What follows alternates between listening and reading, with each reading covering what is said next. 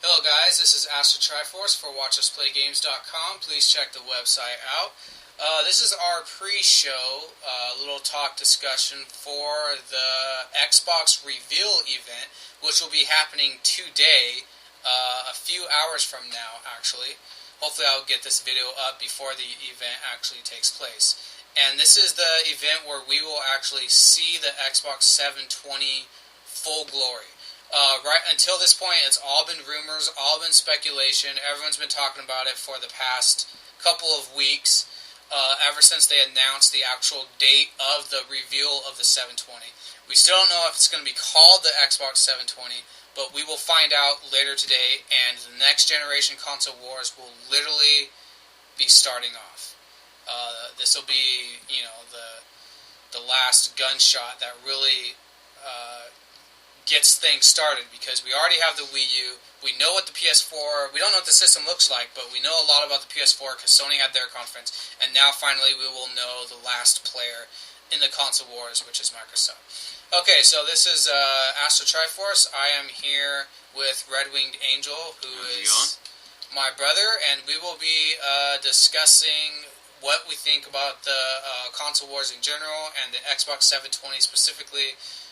What we might want to see from it, those types of things, and we'll just get a little discussion here going. Please check us out on Twitter with the handle AstroTriforce or the handle WatchUsPlayGame, no S. That's the official channel for WatchUsPlayGames.com. I will be live tweeting throughout the event with the hashtag Xbox Reveal. So definitely follow us on Twitter, and from this day going forward, there's going to be a lot of developments with WatchUsPlayGames.com. I am currently working with two guys to overhaul the site, get things ramped up here, and that will be going into effect pretty soon here. So definitely keep your eyes peeled on WatchUsPlayGames.com. We will be covering the event.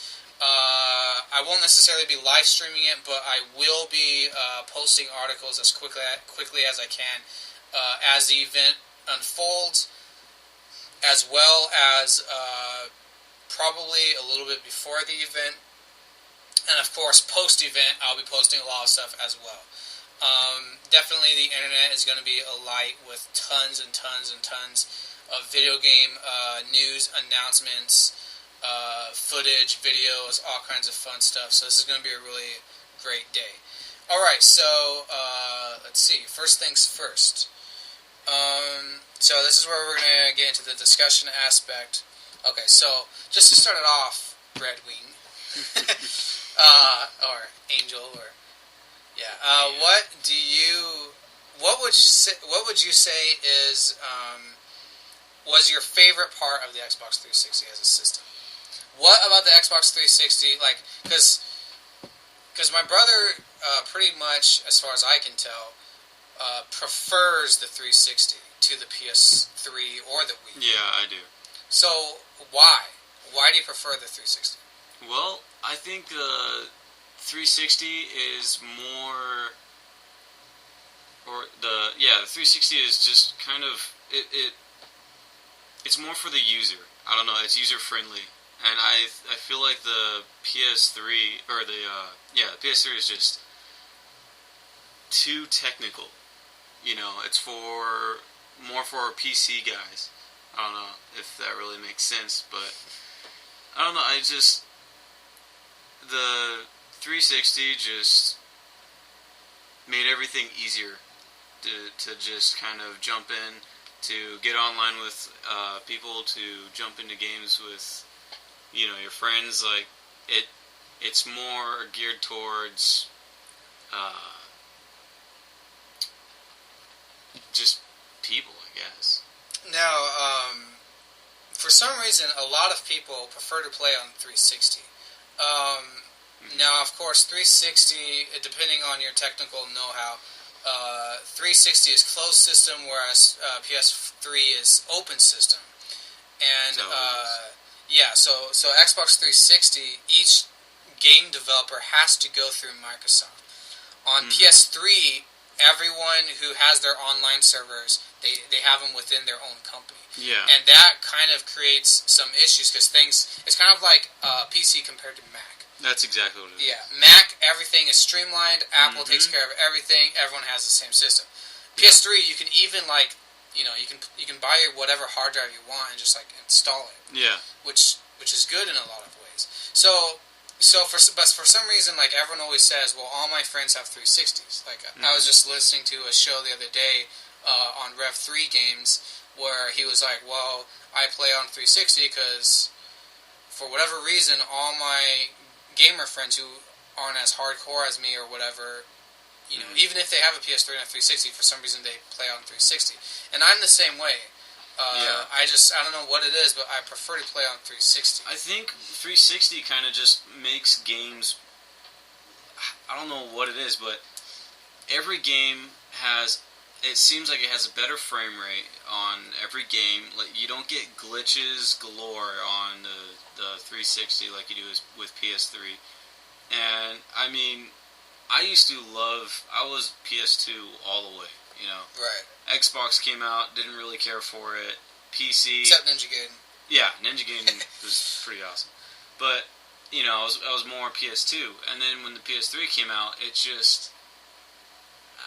I just didn't really care for it. I mean, it does have certain games that I like, but yeah, that's it exactly. It's PC compared to Mac.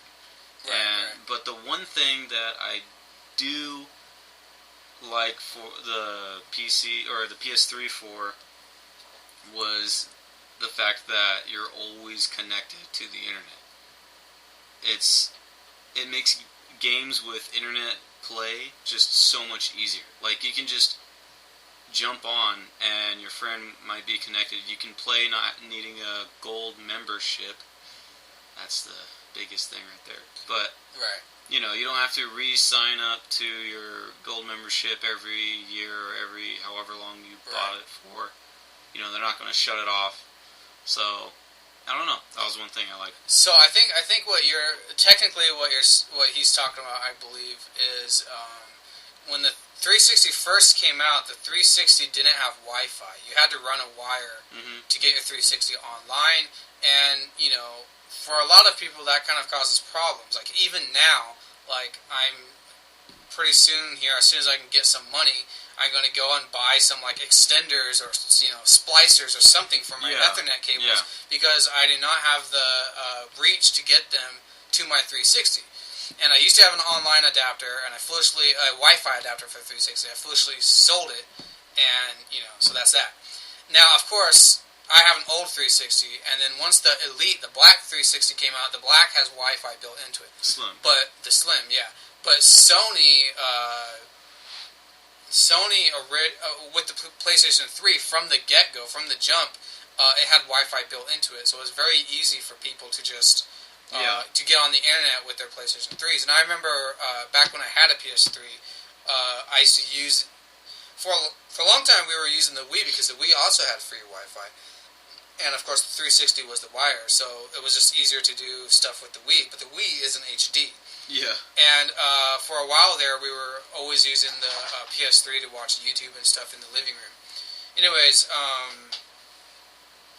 so of course the devil's advocate with what you were saying about the 360 being like the people's system is what you brought up. Yeah. Was the fact that from the jump, or Xbox 360 had Xbox Silver and Xbox Live Gold, and if you were a silver member and you were a free member, you could get online and you could buy stuff and download demos, but you couldn't actually play online with people. Yeah, you can't play with your friends. Yeah, you couldn't use Netflix. It limits you. You could message your friend, but you had to pay $60 a year to get Xbox Live Gold. Now, a lot of people, obviously pay it because it's I don't know, it's like having Netflix or something. You just pay the price because you want the Netflix so bad. And it is only $50 for an entire year, so it's not that much. I mean, Amazon is $80 a year for the Amazon service. The name is slipping my mind right now. But PS3 from the jump has Amazon Prime. That's what it's called. But PS3 from the jump has always been free internet service. You don't have to pay for gold. And, in the long run, that has hurt Microsoft a lot. Yeah. I think that, and it's proved out by the recent sales. Recently, Sony, their worldwide sales of PS3 matched and then surpassed Xbox 360. Yeah. So right now, I believe PlayStation 3 is the best-selling system out of the 360. If they dropped that one thing, they would make so much money. I mean, they would lose. Granted, they would lose a bulk of money in the beginning. Yeah. But I believe that they would get over that hump and they would start making all that back within the year. Okay, so 720, all rumors. We don't know anything about it. On my website, you may have noticed I haven't reported much on the rumors, and that's because I take we are not going to comment on rumors and speculation philosophy. I hate posting rumors. Not only do the rumors and leaks, particularly leaks, ruin the experience of the announcement. Case in point, Sony had their big PlayStation 4 reveal. They pulled out the new PlayStation 4 controller with the share button. No one knew about the share button, but we already had seen the PlayStation 4 controller with the touchpad. So they pulled out the PS4 controller, and everyone was like, yeah, I saw it earlier today. I saw it on Kotaku, I saw it on GameSpot, I saw it on Game Trailers, I saw it everywhere. It was all over the internet. So, it was literally crickets. Like, no one even cheered, which I felt bad for the guy. Like, he just pulled out the new controller for the new system, and no one gave a damn because it was we had already seen it. Yeah. So I refuse to take part in spoiling and ruining things, even though everyone else is probably going to just see it everywhere else. That's just a philosophy I take. So, to a point, I've avoided looking at the 720 rumors. I don't want to spoil the actual announcement for myself. But it's been going on for a while, and it's pretty much impossible to avoid a lot of the rumors. Okay, so you already said that you want to see that the number one thing, and I think everyone agrees with this, the number one thing that Microsoft must do is make Xbox Live Gold, make it free. Yeah. Now, Sony hasn't exactly given the full details on payment, but the PlayStation 3 has PlayStation Plus. Yeah. And PlayStation Plus is their paid subscription model, and the difference is that PlayStation Plus just gives you stuff. Yeah. Like, you sign up for PlayStation Plus and you get free games every month. Like, you get free stuff. But playing other people online, using Netflix, all that stuff is still free. They're just layering more stuff on top of it. Yeah, you get more bang for your buck. Yeah, to entice you to pay. And whereas Microsoft is, you can't even watch Netflix, much less play games with people, if you don't have gold. So you're you're forced to pay, and I think that's the reason why 360 has kind of dwindled a bit at the end here, and people are starting to say, well, hey, look, the economy's tough right now, I'm out of a job, unemployment is really high, so why would I do PlayStation Gold when I can get the same games and play with my friends for free on PlayStation 3?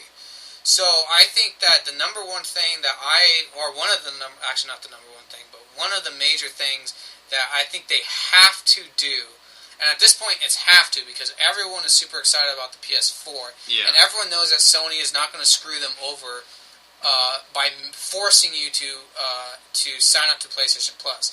I'm pretty sure they're going to keep the current model that they have because they don't want to alienate all the fans that they've had. With the free internet on PlayStation 3.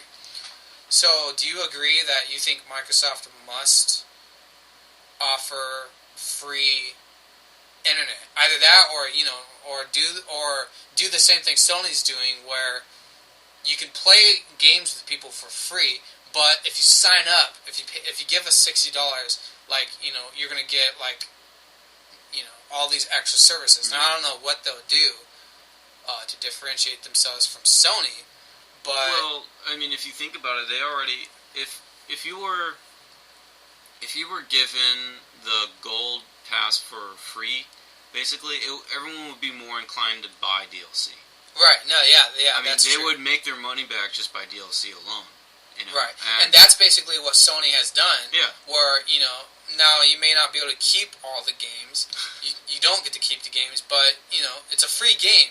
Like, they're giving you, like, Infamous and stuff just for signing up. So, why wouldn't you sign up? Like, unless they're, like, dirt poor, which, yeah, a lot of people are. But, you get free internet, so it's, it's a big enticement to, like, even me. Like, I'm pretty much, I don't take favors in the console war, and I really don't. But, everyone has their biases. And I'm definitely biased towards Nintendo, because I'm a Nintendo fanboy, and I've always loved Nintendo. So I'm always going to be a Nintendo fan. But I always preferred this generation to play stuff on the Xbox 360. Yeah. And now it's just currently I don't have gold. My gold subscription ran out. I've been out of a job for a year, so no gold for me. Mm-hmm. Now I'm just like, screw Microsoft. Yeah. I mean, I've enjoyed my 360. I love the 360, but the price is just too much. The price is just too much. It's like, why do you want to stab yourself in the leg? Right. There's no point. Yeah, there's no point. So I think at this point, Microsoft must at least match Sony and what Sony is doing by offering the ability to play online games for free, play against people online for free, and use services like Netflix for free, which I believe Xbox Live, you have to have a gold account to use Netflix, which is why I remember reading an article saying that because first the Wii was the main Netflix system, then it was the 360, now it's the PS3. Because people are like, my gold subscription ran out, so I'm just going to use the PS3. Yeah. Okay, so the other major rumor, or one of the major rumors, with the Xbox 720. Actually, before we talk about that, let's talk about this. Okay, so my brother doesn't follow games as closely as I do. He's not reading the sites every day. He's not, he's not posting news and stuff like that. So he's more of, he actually plays games more than I do. I mean, he's, I'm always like working on stuff, or for whatever reason, more than a casual gamer, less of a gaming buff, I guess you could say. Like, he's not like, I mean, he plays everything. He plays a lot of stuff, but I mean, I would consider you to be a hardcore gamer. Yeah. I just you're just not the industry. He doesn't follow the industry. There you go. So and there's a lot of people like that. Like, like everyone thinks that to be a gamer you have to follow the industry, but that's not true. Like, people who play games are gamers. Yeah. And not all of them. I mean, my brother can tell you the difference between a game made by Konami and a game by Capcom. Like, he knows the companies and stuff, but he's not like going to different websites, Go Nintendo or like whatever, and reading through things, or NeoGAF or whatnot. Yeah. So, anyways, I don't believe he knows any of this, what I'm about to ask him. So, without knowing anything, what do you want the next system to be called? What do you think the official name of the next Xbox should be? To be called? Yeah, what should the name of the system be? I have no idea. I mean, 720 actually kind of sticks. I thought 360 was the stupidest name I had ever heard. Yeah. But, I mean, since we're just using numbers, like 720 just kind of it clicks. I totally agree. I think 720 just sounds cool. And honestly, for some reason, I matched the color green with 720. I don't know why. But it just kind of seems like it would fit. Like a big old black and like green logo or something. I don't know. Yeah. But, I to be called, I guess, that as far as anything else, I can't think of. I mean, unless you want me to say something like Dolphin. Like, Yeah. Other names just don't really pop up. I think PlayStation is pretty smart just by abbreviating and calling it PS4. Just Wii U, I don't really get. I'm not Japanese, but to each your own. I was going to say, it is interesting. We should talk for a little bit about the code names. So what did you think about the code names, the previous code names? So, for example, the GameCube was originally called Dolphin. Dolphin, yeah. And Project. yeah, when Dolphin was announced, like, did you like that name, or did you just think it was stupid? I'm trying to remember back to yeah, honestly, I thought it was retarded. It just really Dolphin, like nothing makes sense about that. And I don't really care much for code names, you know. Mm-hmm. Like they just, you know, they need something to put forward before they can go along with it to have, you know, substance to what they're going to tell you about, but. They need something. They need a name to call it. Yeah, just because they don't, you know, like, you know. They can't just call it like Test or you know, Factory 1. Yeah. I mean, you know, so as far as old code names, I don't think any for any of the systems have really. Okay, well, I was gonna go through a few, but okay, so the GameCube was originally called the Dolphin. Mm-hmm. The N64 was originally called Project Reality. Wasn't one called Project and X? then they called it Ultra 64. And then they ended up at N64. Nintendo 64. Yeah. N64. And some people think Ultra 64 was a cooler name. Yeah. It fit with the times, I guess. Than Nintendo 64. And of course Project Reality is a pretty cool name too. And then you went from Dolphin to GameCube. And, like, I remember that transition, and everyone was like, GameCube? Like, yeah, GameCube. That like, came out of nowhere. But, like, obviously the system was shaped like a cube, and I just think that's a really cool name, GameCube. I still think GameCube might be my favorite system name.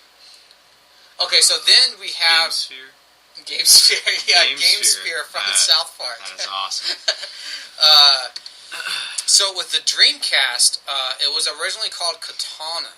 Mm-hmm. And, I actually remember that. Yeah, and then it was called Katana, and then they changed it to Dreamcast. And Dreamcast was a really weird name, too. Yeah. Like, when people first heard Dreamcast, they were like, what? Dreamcast? Really? So, what do you think about going from Katana to Dreamcast? Do you prefer Katana? Do you think it should have been called Katana? I don't really think... Or do you think Dreamcast was a cooler name? I don't think any system should really be given a name of, like, an inanimate object. It doesn't...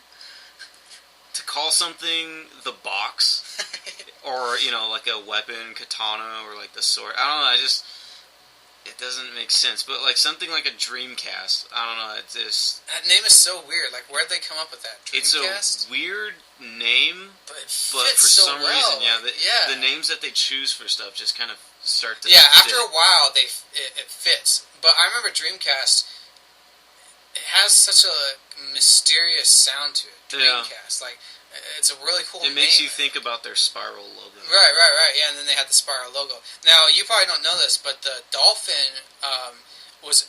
The code name for Dolphin was originally... they got that code name because they had a tech demo where they had a dolphin swimming in really beautiful water. I do remember that. Okay, yeah. And the water eventually inspired the game Wave Race. Mm-hmm. So the reason they came out with Wave Race Blue Storm was because they were able to make pretty water. Yeah. And you'll remember that the first thing they made with N64 was Super Mario 64, and one of the first games was Wave Race 64. So for some reason, Shigeru Miyamoto always, like, had... They wanted to do realistic water. Yeah. And that's where the Dolphin name came from. So then you had Xbox. And Xbox, I believe... I don't remember the code name. Yeah, I think... No, Xbox was the code name. Was it? Yeah. And for a long while, there was this system that was supposed to come out by this other company called Project X. I think it was called Project X. Yeah, that's what I was talking about. I think that was... And I remember they had an EGM article where they had Mario's hat, like, dissolving in, like, water, and, like, the X sitting on top of it, as if the X, like, killed Mario. And it was supposed to be, like, this huge thing, and it just, like, dissolved and turned into vaporware. But I think that Vaporware is just where it never came out, and that's that.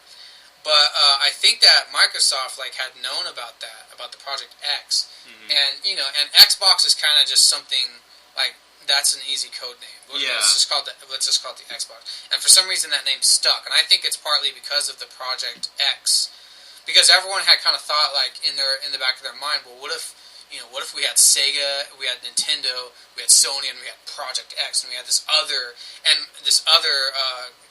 console made by another manufacturer. Yeah. And Project X died, but that other person ended up being console maker ended up being Microsoft. And of course, Sega ended up dying and going third party, and then you just had Microsoft, Sony, and Nintendo. Yeah. Which before the Xbox, that was unheard of. That Microsoft would actually be able to take Sony on. Yeah, I remember that when Microsoft decided to actually become a contender. It was announced by Bill Gates. Yeah, everyone took it as kind of a joke. They're not gonna do anything with it. It's just gonna suck. Right. And then they came out with Halo, and the first demo was just, amazing. It was just, the graphics were gorgeous. Yeah. But anyway. And Halo pretty much made the Xbox. Yeah. So, what did I say the code names for N64 were? What did I say? Project... I'm wondering if I got two of them confused. I might have. I don't remember. I'm trying to remember now if Project Reality was N64 or if it was PS2. I want to say it was PS2. Might be I know PS2 had the Emotion engine, and they were talking a lot about the Emotion engine. The Project X was the N64. That's what I'm thinking. No. Oh, the Phantom. That's what I'm thinking of. The Phantom. Remember the Phantom? The Phantom was the one... okay, I think Project X... I think that Project X was the code name for what became the Phantom. And the Phantom literally became a Phantom because it never came out. Actually, it sort of did come out, but it turned into this DVD player that played games. It was called the Zuon or something, Xuon, and they reviewed 5 games, Zuon games in EGM. And then they're just it was the N-Gage, where, no one played it and just died. Died a gruesome death. Anyways, okay, so those are pretty much all the code names I can think of. I'm trying to think, let's see, 360... Yeah, so for the Xbox 360, I think 360 was pretty much what we knew of from the beginning. Yeah. And that's just because, I remember reading that the 360 was just because they wanted it to be a complete turnaround from the Xbox. All their dreams of online and stuff, they were going to fully realize with the 360. Plus, honestly, the whole color scheme, everything about it just changed. Yeah. And it was kind of well, not really, because green was still the color. Yeah, but it went from a black to a white. And I mean, they did come back with the black system for the Elite, but at the same time, it wasn't all the interface wasn't all layered with green and wasn't all anything like that. It was streamlined. It had the slivers. Yeah, the blades. There you go. Blades were awesome. Dude, I liked that. I liked the blades. Yeah, I liked the blades. I think everyone misses the blades. It'd be cool if they go back to that. I don't really care for their. I mean, I know they came up with it first kind of thing, but it's got a Windows 8 type of feel, the interface now. Yeah, I don't like it. Really care for it. I don't think anyone likes it. It makes it kind of easier because everything's just kind of right there. Sort of, but sort of not. But it's not unique. Yeah, I agree. I totally agree. But I think the PlayStation system, the cross media bar, is dumb. I don't care for the cross media bar. That's true. I mean, it's just it has no life. I'm not a fan of Streamline. I'm really not. You can make it look as slick as you want, but it just won't do anything for me. I'm a fan of just, I'm a fan, I like how nostalgia, with all the interfaces of the old games, when the Xbox came out, it looked so interesting. You were inside the brain of the Xbox. That's what it was, Had that weird music and everything was kind of I don't know. It was just weird. And I mean, the PS2 was kind of lackluster in that department, but it was still interesting. Yeah. I mean, every time you turn on the PS2, I mean, memories just flood back as soon as you start playing a game. But I don't know. I'm just not a fan of Streamline. And speaking of which, that reminds me of the PS1 logo. Mm-hmm. The PlayStation, like the way they would say, I'm not even going to attempt to try to say it, but when they'd say PlayStation, and just like that screen that pops up when you're playing a PS1 game, like it's just so iconic. And of course, you had the Sega screen back in the day too, but that was just commercials mostly, I think. Sega. Oh yeah, there you go, yeah. But they also Sonic had the running by. Sega. Yeah. Say that's the Sega screen. But they did do the Sega in the Genesis days. Yeah. And the N64 logo I thought was awesome. N64 was pretty good. Yeah, and the way they would put, I don't really remember actually now, but the way they would put it together in commercials and stuff was kind of cool too. I think. GameCube one made sense, but it's kind of annoying. I thought the GameCube logo was, and not just the logo, but the system startup screen was, the system menu was actually, I think, I completely forgot about the GameCube. I think the GameCube was my favorite, actually. Yeah, GameCube was actually, it made everything a little interesting. I'm just talking about the little jingle. Oh, the jingle. Yeah, that I made. I didn't. Dude, I loved the GameCube. It's kind of like, Of course, it's kind of kiddie a little bit. Yeah, but it's very kiddie. Yeah, I mean, it's not. It doesn't match up with the PlayStation.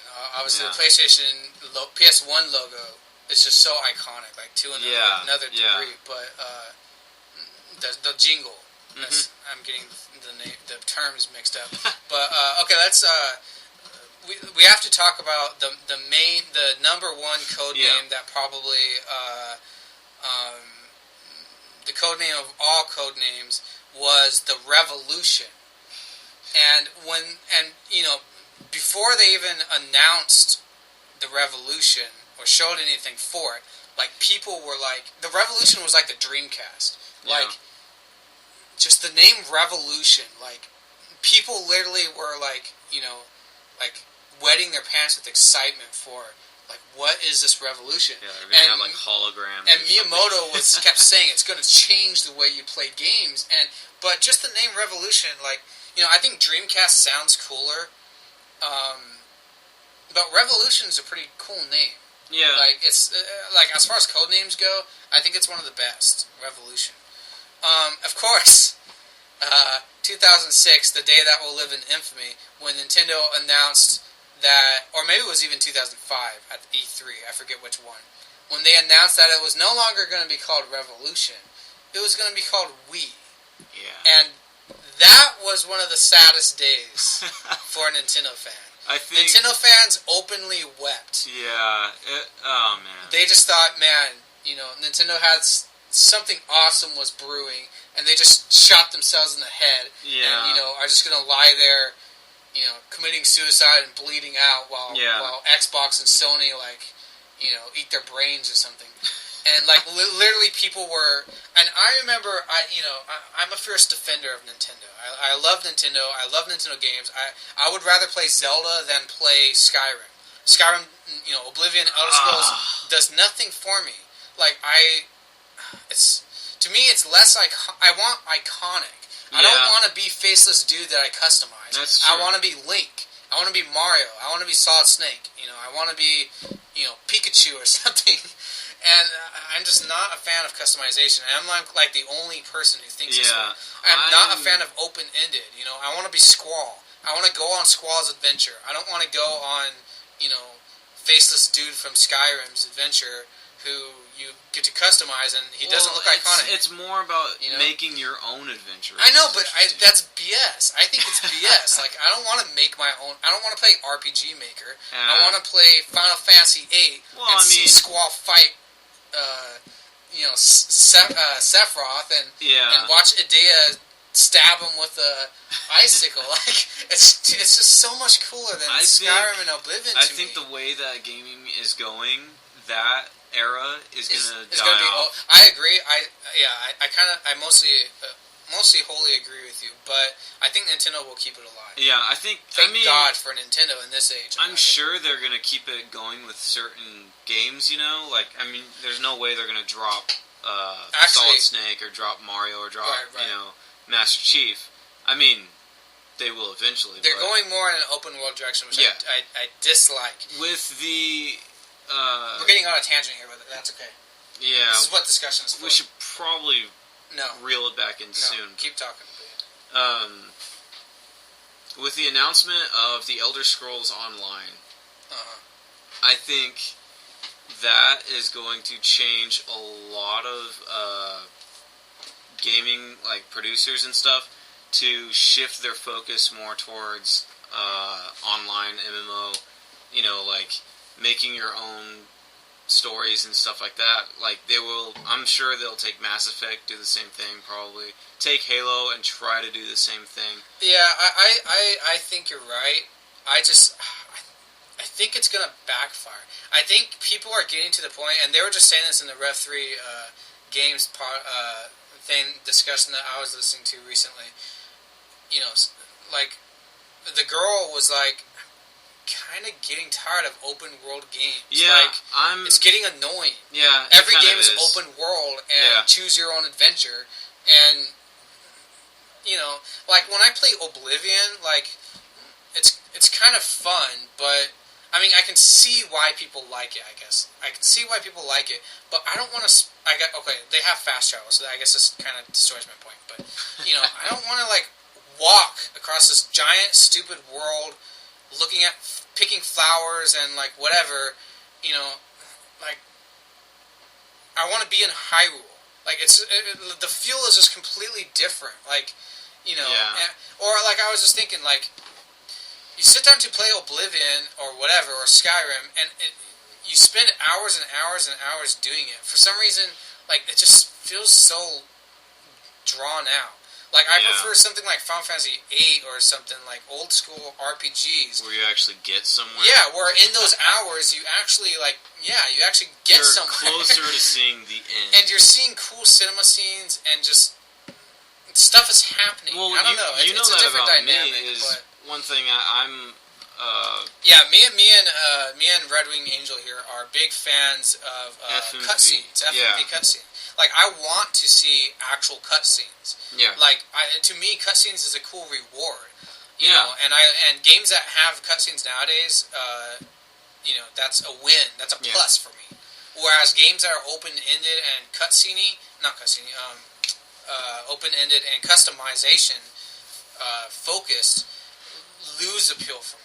You know, that's why I love Metroid or the Metroid Prime games or whatever. If they did something with like the Nintendo characters, where like take Link or even Samus would be awesome. If they took the characters and made you able to customize their stuff. I do sort of agree. Like, I agree with you there. If you could put different belts, different gloves, different tonics on cool. Link. It would look so cool. It'd be... Well, you can, sort of, but it's not to the scale. Yeah. See, but I think that the open world games have too much scale. There's too many damn weapons. I don't want to... Like, and then you get done, like, doing a quest or whatever, and you get some stupid, crappy weapon, and you're just like, okay, this whole thing is pointless. Like, I would rather be playing Metroid and get, like, the freaking space jump or something. That just... Yeah. It's so, you know, it's so awesome. And the reason it's so awesome, even in the Final Fantasy games... The reason, like, there's actually a point to go into the stores where I feel like, or going on quests, you know, and they're not really called quests in the Nintendo games, but, you know, there's more of a payoff. And with open world games, it's like they're so huge, there's, like, no payoff. That's true. Like, you know, I guess there is at certain weapons and stuff, but it's just like, it's... gives me a headache. I just want to go back to the simpler times of Nintendo games or classic Final Fantasy or whatnot. You know? Yeah. But anyways, so we should go back to talking about the codename for the. So what did you think when you first heard Wii? Was it just like that's like oh my god? I thought that was the end for Nintendo. Yeah, quite honestly. yeah. I think I did too. Oh, I was gonna say earlier. even I, at that point, was like, man, I don't know about this. I don't know, like, well, it just sounded so stupid. We thought that after that Nintendo was only going to be able to make games for kids. That's it. Yeah, which they sort of did. Yeah, they've kind of, they came out with, since Wii Sports. Yeah, Wii Sports, they came out with Nintendogs. Yeah, they did. And Wii Fit. Yeah. The Wii was just, they had a lot of really, really good games, but they had so many just Wii Play, Wii Fit, casual party games, Wii Music. That one bombed, and it was made by Shigeru Miyamoto. People hate that stuff. Yeah. Like, it's funny to say and I think it really is damaging Nintendo at this point. Like, gamers don't like to be in a whole room of, it's just, I don't know. 360 gamers love, to be in a room and, like, co-op. Right, yeah, exactly. Nintendo game players, it's like, I don't know. You don't want to have a dance party with the Nintendo. Like, that's like, people are like, that's stupid. Yeah, like Donkey Konga. Yeah. Like, where the songs they had and stuff were like, stupid, like, children's songs and stuff. Like, let's play a fighting game, let's play Mortal Kombat, and, let's shoot somebody in a first-person shooter, it's just, that's not the kind of, I guess, entertainment that Western Western gamers are looking for in a gaming system. But they even can go like to a bar and go to karaoke. Like even the Final Fantasy games, everyone knows this. Nintendo lacks an edge to their stuff. Oh yeah.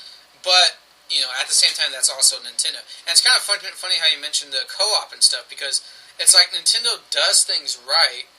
They had. Obviously they have Smash Brothers, for example.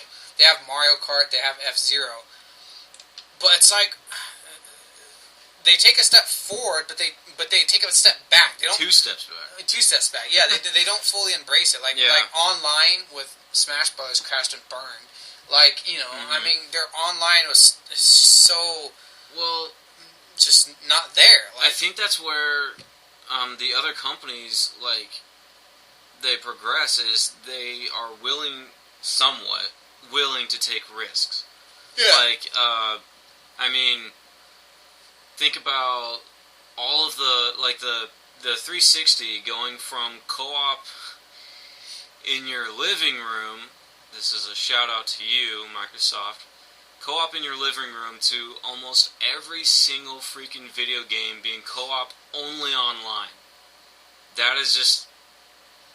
That's just a no. There's only 3 ports on the 360. Do you realize that? Oh yeah, huh? Well, but if the wireless controller, you can. No, I think don't you have to have a receiver? No, you can connect 4 controllers with wireless. Oh yeah, you can, huh? But he does bring up a good point about the fact that the companies now have kind of. Co-op started out being really, really cool, but then they started making it where it was you could only play co-op online, and not together in the same room, local co-op, and they kind of destroyed that now. Where few games, they're kind of starting to get back to it because companies are starting to realize that a lot of people like co-op, like local co-op, local co-op in the same room together playing the game. And that's something Nintendo excels at, because obviously Nintendo sucks at online, but they're actually really good at local co-op, like I said with F-Zero, with Mario Kart, with Smash Bros. Because they're geared towards the user having a good time, and they realize that you're going to be with your friends when you're playing a game, right? Unless you're playing Skyrim for 10 hours, and which happens to a lot of us, but. I just think, I think that if Microsoft really, really focused on the co-op, the local co-op, that would be another really good thing that would bring them back as a huge contender. Okay, so let's go back for a second. I guess you already said when the Wii codename came out. What did what was your thoughts on going from Revolution to Wii? I mean, like I said, I thought it was the end for Nintendo. Yeah. And then how do you think it's played out? Because by now, like, you know, everyone knows, like, during the first couple of months, the first year, like, it was just, like, the butt of every joke. Yeah. And, like, you know, why don't you come over and play with my Wii? Yeah, like, yeah. Penis jokes galore. I mean... And after a while, people just, like, matured up, and they were just like, well, it's just called Wii, and no one really cares. Like, now it's actually is pretty iconic. You say Wii, and everyone knows what you're talking about. Yeah. Which was the reason they named it Wii. They actually named it Wii because it's a play on WE, like, we're going to play a game. Yeah, yeah. But it actually worked for Nintendo, surprisingly, kind of in the long run. Yeah. I think it, I don't know, that's such a weird topic to think about, because it did pan out and work for the better for them, I guess. Became iconic. Yeah, there you go. It just... I don't know if you can necessarily say it worked out for the better, but it became iconic. Iconic brand. Yeah. Term, you know. But as far as it continuing with the Wii U for their new system, the Wii U, I don't... Yeah, now they just shot themselves in the foot again. It's like, you could have used this chance to almost revolutionize, again, your whole industry, and there's that... Wii U. You know. And now, like, no one even... we won't get into Wii U. I mean, I'm still a fan of Nintendo, but, you know, it's let's just say there's a pretty big rough patch right now. Yeah. I was going to say, actually, a lot of people think they should have called it either the Wii 2 instead of Wii U, because at least with Wii 2, like, non-gamers would say, oh, it's the sequel. It's the PS2, it's the Wii 2. Yeah. And now when you, like, go into a game store and they put Wii games next to Wii U games, and, like, you know, half the time people don't even, like, know that it's a whole nother system. Or they just think it's, like, an upgrade for Wii, which it kind of is. Like, and that, you know, that's the dilemma with Nintendo, is, like, how... And, you know, I think real Nintendo, to just talk about Nintendo real quick, I think they've really, really, really hurt themselves by not offering the big third-party games on Wii. So everyone is used to Call of Duty and Battlefield and, you know, whatever, big third-party games on every system but Wii. Mm-hmm. And now Wii U has, like, you know, they had Black Ops 2, but, you know, Call of Duty Ghosts, if it's going to have to go back from PS4 graphics to Wii U graphics. I was going to say that. I don't even know. Like, there's no way. There's no reason that you should have to play a game with lesser graphics. Yeah.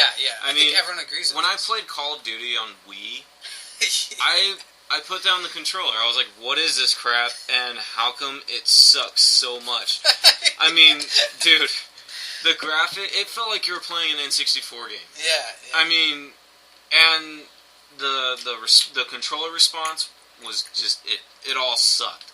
I was like, I'm just gonna, you know, go pretend home this didn't exist. Yeah. It was just bad. I just don't agree with the Wii U choices. now has the graphics of PS3 and 360.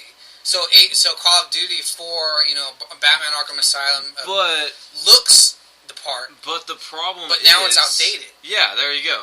It's outdated, and it took them way too long to do it, so everyone's just like, right off the bat, screw you, I'm not going to buy it for that, I'm going to buy it for a system that already supports all the other things that I like playing with my friends online, and I don't know, I just think they're way too late in the game. But honestly, the funny thing is, gamers, like, casual gamers, more casual gamers will buy it than hardcore gamers. See, I don't think so. I think at this point, people are like, okay, we buy Nintendo for Nintendo. You know, I'm going to buy a 3DS because of Fire Emblem Awakening, or because of the new Smash Brothers, or because of Animal Crossing New Leaf. I could give a fig about Call of Duty 3DS. Yeah, I'm not a fan Call of of Duty that. Wii U. Yeah. I mean, you know, I think someone said it best, where they said that Nintendo, basically with the Wii, they captured the whole audience of older female of, like, you know, your wife, your girlfriend, gamers, whatever, or like older women and the Facebook crowd, and casual gamers who want to play fitness games and party games and exactly Just Dance, but those people only buy like one game a year or something. That's true. They get Wii Fit at Christmas, and then that's all they're going to buy. So it kind of backfired because now those people, they're not hardcore, so they don't give a fig about Wii U. They don't even know that Wii U exists or care. Now, maybe with Wii Fit U, which is an actual game. Is the Wii U out? Yeah, the Wii U's out. Yeah, I don't even know because I didn't care. Like, honestly, like... See, this is sad. I saw the, the Wii U came out last year. Wow. Yeah, 2012. Jeez. Yeah, see, like, I mean, I was there for the revealing of it and everything, and I watched the trailers about it and everything. I was like, well, that seems pretty cool, because, I mean, I think in my heart, I'm a Nintendo guy, because we grew up with Nintendo, Yeah, and, you didn't. Contra. I love nostalgia. Every chance I get, I'm playing Ninja Gaiden on the Wii, the old Ninja Gaidens. 8-bit NES. Yeah, on the Virtual Wii. console. But at the same time, it's like the Wii, with the introduction of the Wii, and then to the Wii U, they lost my gaze like the first time they brought it out. I mean, I was all for the new Nintendo system because, I mean, the games were just iconic with all the systems leading up. I mean, you had Perfect Dark on the Nintendo 64. You had just all kinds of really good games. And then for the GameCube, you had Pikmin. You had all these other titles. But the Wii, it just doesn't have any good titles. Yeah, I mean, you think about it. They even released Twilight Princess. They released it for GameCube. and Wii. Yeah. It's like they knew it was gonna suck. So why release it? Like, it's like they do everything, half-heartedly. See, and as a hardcore gamer, a hardcore Nintendo fan and hardcore gamer, this is what bothers me. Because someone like my brother who is a hardcore gamer, but, he doesn't have a Wii U. So, he's true. not looking at the websites true. all the time. He's not going to Go Nintendo or Nintendo Live to check up on Wii U news. Like, he hears about stuff that I talk about, but he's too busy playing Skyrim. He doesn't give a crap about Wii U. And I mean, I did some research. This is the problem. Okay, Xbox 360, PS3, Skyrim, Dragon Age, Mass Effect, Assassin's Creed, Call of Duty, Battlefield. Halo? You're going third party. Yeah, every single one of those games was on both 360. Mortal Kombat, new Tomb Raider was on all those systems on 360 and PS3, but Wii.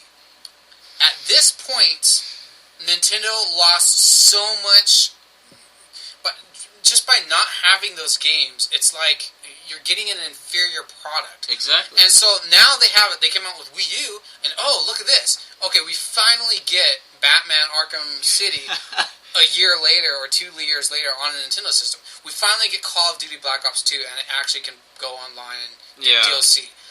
We actually finally get. But at this point, they had Mass Effect 3 for Wii U, but they don't have Mass Effect 1 and 2. Like, that just shows you the problem. And at this point, it's just like, it is too little too late, and I seriously do not know if Nintendo is going to be able to recover. I think that Nintendo will sell enough systems because they will have their first-party games. And, but this is also the same problem here. Like, my brother, he knows these games. Once I say the name of the game, he's going to be like, oh yeah, I forgot that game existed. Now, the regular Wii, has a ton of really good games. They have Legend of Zelda Twilight Princess, like he already stated. Mm-hmm. They have Zelda Skyward Sword. They have games like Kirby's Epic Yarn, Donkey Kong Country Returns. Which I really want to play. Yeah, which looked really good. Metroid Other M, which was made by the guys who made Ninja Gaiden. I mean, they have the Metroid Prime trilogy. They have a lot of good games for Wii, but for some reason, no one cares. Yeah. Like, It just... Well, it's they because... lost people when they started losing... When everyone graduated to Call of Duty. That's true. And everyone graduated to Elder Scrolls, and they started playing the 360 and the PS3, and the Wii was collecting dust. And, and now they have the Wii U, and it's like, Well, okay, it's because... I mean, as much as I hate to say this, because I am not a Western gamer... Smash Bros. Brawl, I should say. Yeah. I love, Japanese games. I love anime, I love all this stuff. Final Fantasy. Yeah, Final Fantasy. I love that Persona. stuff. I do like some, a lot of Western games too, but when it comes to the stereotype, it's sad how true it is. All Western gamer, or a lot of Western gamers, the majority, like the serious, the Call of Duty. They like something that gives the impression of badass. Yeah, they're not gonna choose Link over Shepard. They're not gonna choose Link over Master Chief. They're not gonna choose Link over or Samus Marcus over. Phoenix. Yeah, it's just I was using Link because he's about the most besides Samus, about as badass as you can get with Nintendo. Yeah, exactly. And it's come on, Yoshi, Kirby, Donkey Kong. I mean, Donkey Kong's awesome, but he's a gorilla, and he, I mean, they are... Everyone likes them. Yeah, exactly. But, most gamers at this point, do they want to play Elder Scrolls, do they want to play Assassin's Creed, or do they want to play Mario? And most people are going to pick those other games over Mario. Mm-hmm. And... Well, it's so played out. I mean, a lot of people say that, and I totally disagree. A lot of people say that. They have, new engines, new everything, new creativity, new everything for the new Mario games. But Mario's played out. People just don't like Mario anymore because it's geez, create something new. Yeah. I mean, I get where people are coming. But the funny thing is, you play those games and they're revolutionary. Right, exactly.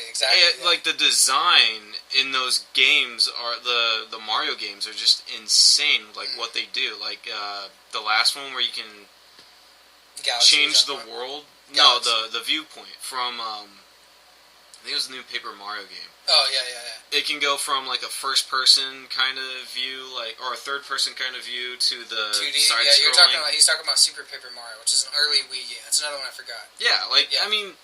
It's insane, and I mean, a lot of people... And then, go ahead. Well, I was just going to talk about Mario Galaxy and how the things that they did with that game, it made your brain hurt. Yeah. And, I mean, that's where, that is the only area that the other platforms lose. They can't really compete with design. Yeah, they can't compete with design, and they can't really compete with. You don't have that sense of a hero that you do with Nintendo. Yeah, and I feel the same way. I feel this way about the Elder Scrolls games. There's no hero really, and it's not iconic. There you go, iconic. It's just Nintendo's iconic. I prefer the design of Nintendo games to Elder Scrolls. Oh, look, another city. I don't know. Yeah, you do play Skyrim for a while, and then at this point, I kind of, it's sort of, but not really, but sort of backfiring on companies where people are tired of Gears of War. Gears of War Judgment, does anyone even give a fig? I honestly don't think Judgment is going to be that big of a hit. It's already out, and my brother doesn't even know it's out. That's crazy. Yeah, they already came out with Judgment, which is Gears of War, I didn't even really know what it was about, because honestly, I played Gears of War 3. The game is fun, but again, too little too late. They finally released, I think it was 4-player co-op. Yeah, 4-player co-op. They finally released that. They have the girls. Wait, no, you can play 4-player co-op in the other ones. No, not 2. Oh, really? Yep. Two. News to me. I mean, in 2, it was still okay, 2-player co-op. Everyone was pissed. Yeah. And it was still, they added a few more things to number 3, but at the same time, it was everyone was already over Gears of War. This is becoming a problem with in general now, because as much as a lot of people love Call of Duty, they're coming out with one every year now, and they are. Oh yeah. Like I think Ghosts will still be a hit, but I think it's going to be less of a hit. I think people are finally like, especially with all the microtransactions and all the subscription service, Call of Duty Elite, and all the stuff that they're trying to ram down your throats, and spend another $50 on DLC. It's like Guitar Hero. Yeah, exactly. And but you think about every single one of the big hits now. Gears of War, I think Gears of War is done. They can't do Gears of War again. Like people, yeah. I mean, they did it with Judgment, and like maybe I'm not as in touch with a lot of gamers as I should be, but I don't feel the buzz over Judgment. Yeah, and I don't think it's there. Well, it's like it's gonna sell okay because it's Gears of War. It's take Mass Effect for example. Yeah, I mean Mass Effect, they made it like they were making a movie. They call it a drama, like. It's like they made it in a series. They knew they were going to cut it off, going to end it. Right. And people kind of like that. I mean, where you want games to keep coming out. I agree. You also want the sense of you've finished it. Yeah, you want it to end. And now end. there's something new coming out that you don't know what it is. Another game, that's coming out, and you can look forward to a different story, a different character. I'm talking about like a new game in general. Right. You can go from Mass Effect to something like, I don't know, Halo or something, and you'll be like, oh, okay, this is cool because it's a new character, it's a new video game entirely, and, like, Dragon Age Origins. That game was awesome, and when they came out with Dragon Age 2, I mean, for all the cons that game has, I mean, and it has a boatload of cons. It was still, fun for the few hours that you put into it. But, I mean, to cut it off after that is a smart idea. Yeah, okay, and to my point, what you're saying is fantastic. It's exactly, I think exactly right. And this goes to my point.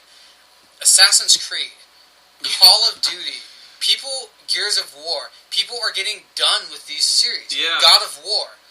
The new God of War, like, I saw God of War 4, and I was like... What are they on? 4. And it's like, okay, he's killing another giant. Okay, he's gouging this giant's eye out. Like, I mean, I haven't even played all the God of War games, and I'm already sick of it. Yeah. I'm already like, so what? So what? Is this more violent now? And, he's just going to gouge 2 eyes out at the same time? No, now he can triple jump. Yeah, exactly. And, dude, I feel the same way about Call of Duty. First-person shooters, I think, in general. To some extent, people are getting really tired of war games. And people are getting really tired of Assassin's Creed, once again. They're doing it every year. Now, granted, the new Assassin's Creed 3 was really cool, and I think the Assassin's Creed series, not entirely, but mostly, has been able to capture people's with the new hook for each game. Yeah. So Assassin's Creed 3, they went with the native theme, and the set in the Civil War and that era, and in America, and people were like, okay, this is badass. But now they announced another one. Yeah. And they're like, okay, this one's pirate themed. And it's still badass, but at the same time, it's less badass. Yeah, it's like it. Okay, we're doing another Assassin's Creed, and they're milking it too much. Yeah. And with the installment of Brotherhood and what was it? Evolution? Yeah, I know which one you're talking about. The one that had Ezio and the other guy, the first guy at the same time. I mean, with the installment of stuff like that, it's like, really? Yeah. We don't need to see these characters ever again. Right. You've already done Assassin's Creed 2, Assassin's Creed Brotherhood, and now you're doing this one with the same guy in it. Just so they could pump out another game. Because we already have Desmond. Right. He's in every game. Yeah. His story continues, and that's what... When you play that's the what still first draws one, you in. Well, not anymore. Everyone hates Desmond now. And now, and see, this is the point where because they're trying to do it every year. Yeah, the point of the game was Desmond. Right. That's the thing. That was the point at the beginning of the game. Right. No one when they announced Assassin's Creed, no one even knew that the Animus existed. Yeah, exactly. Everyone was like, "Oh man, it's gonna be this game back in like the Crusade times," and they're like, "Oh, this is so cool." And then you turn it on, and there's like all this computer stuff. You're like, and what you were like, I remember in the reviews, they're like, "Okay, did we just turn on the wrong game?" Yeah, exactly. Like people literally actually thought that was the first place. And it was so cool. And Desmond, I didn't mind. Yeah. Even in 2, I didn't really mind him because his story went further without actually getting into him that much yet. Yeah. And at some point they can only, and so that the point of what you said about ending series, about stop making them and end it, is really well taken, I think. And I think, because literally, this transitions into, for the Xbox 720, they're running they're running out of games. Exactly. I mean, seriously, they have Call of Duty Ghosts. They have which they're going to show. Now this is the thing. They just came out with Halo 4, and as far as I can tell, Halo 4 was a huge hit. Everyone loved it. It was awesome. But people still want to play Halo. Steam. But yeah, they can't come out with another Halo. Yeah. I mean, they already did Halo 4. It's not that old. They can't be like, okay, Halo 5. Yeah, which they're gonna do. I mean, they're still doing Tekken games. That's true. And I mean, that is true. But the thing with fighting games is people love them. And it's a fighting game. Will play fighting people recognize about a fighting game. So, I mean, that is, I'm a fighting game fan. I love fighting games.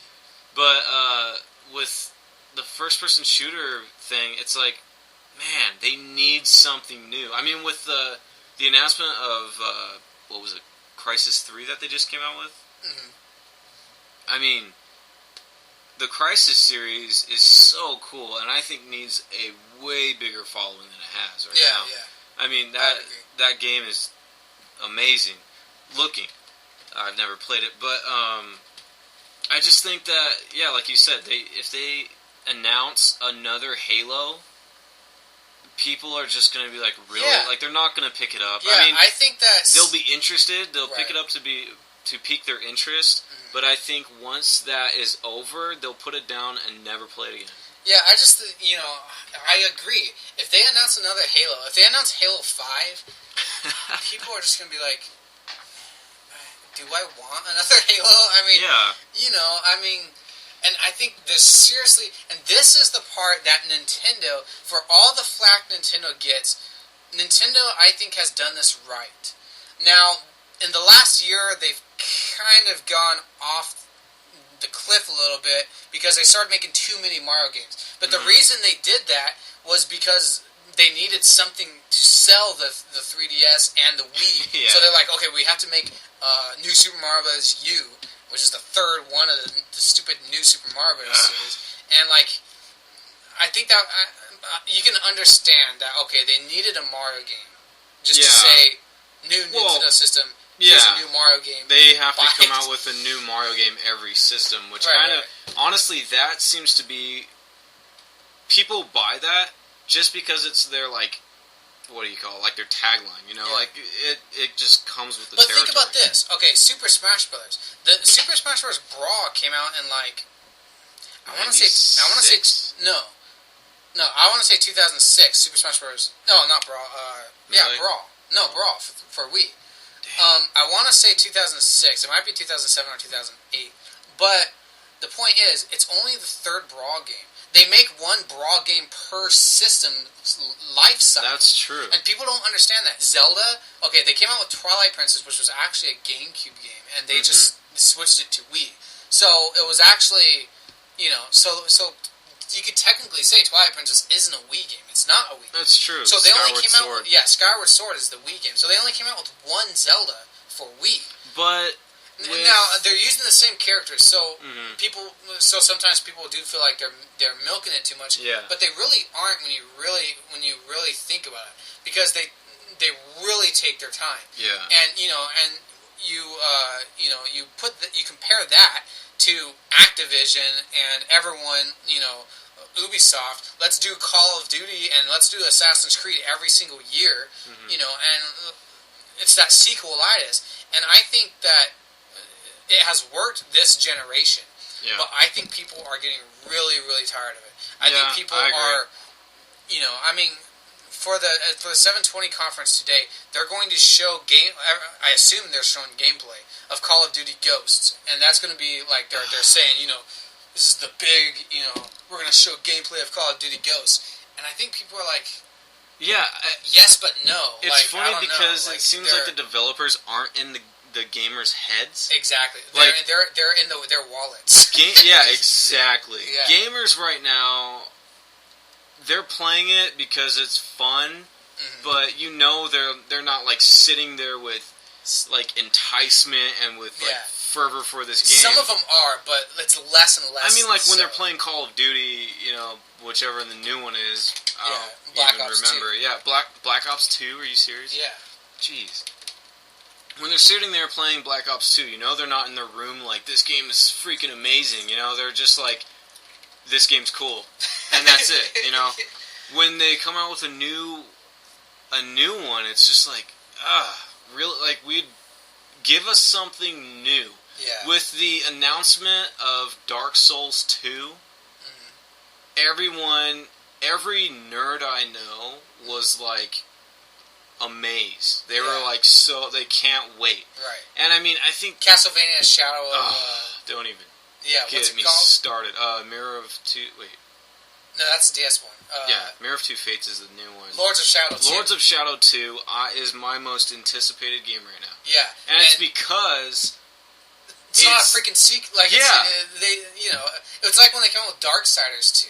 Like, it was awesome, and you know, they're not pumping out a freaking Darksiders game every single year. Exactly, and I mean, even though they're doing the Castlevania one on the 3DS, it is the 3DS, right? Yeah.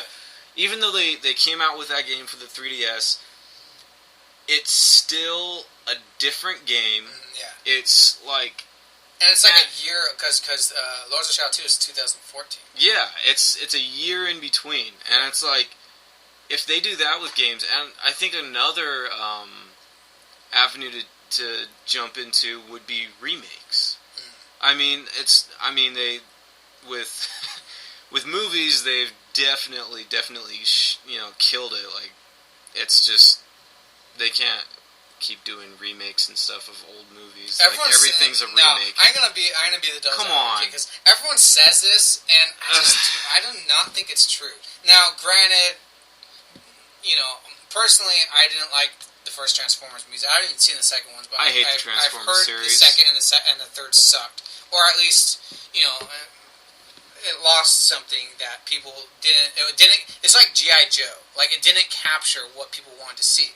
But I think people would still, dude. If they say they made a G.I. Joe animated R-rated, or you know, not R-rated like we're gonna cuss and everything, but make it awesome, okay? Maybe PG-13. Yeah, like if they made Batman R, that would have been like so much better. Yeah, I totally agree with you. And me and my brother are of the mind that we did not care for the Dark Knight trilogy. I'm sorry, guys, but I mean, don't get me wrong, I like the series. Yeah, the Dark same Knight here. series. I like it. I don't love it. Yeah, but definitely with the third installment, I'm sorry, people, but that Dark Knight Rises, that movie, they lost it. Yeah, I didn't care for it at all. Yeah, and but I think that literally, it's becoming a big problem for Microsoft. Now, you're kind of right with remakes, but what does Microsoft have? Okay, their big series are Gears of War, Halo, Fable, and like Forza. Fable. But, and you know, and they just did a Fable. Yeah, and it sucked. Well, Fable 3, big ones. I mean, Fable isn't that big of a series. Like, I don't know if they can't sell a system on Halo. They can't sell a system on Gears of War because Gears of War is done. Yeah. You know, they can't sell a system on Halo.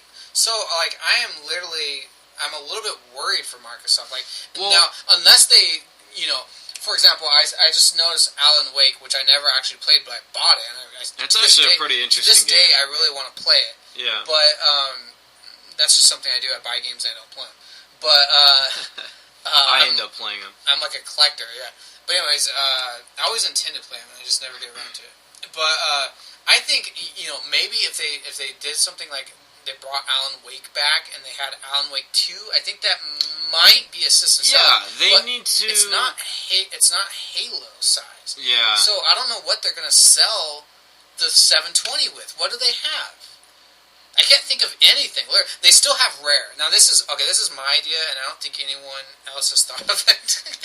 Now maybe someone has, but Microsoft still owns Rare and still owns all of Rare's properties. It's true. And Microsoft has kind of been quiet. Like, yeah. They did Gears of War Judgment. They did Fable 3, and they were doing the Fable for I can't remember the name of it, but for Kinect. Yeah.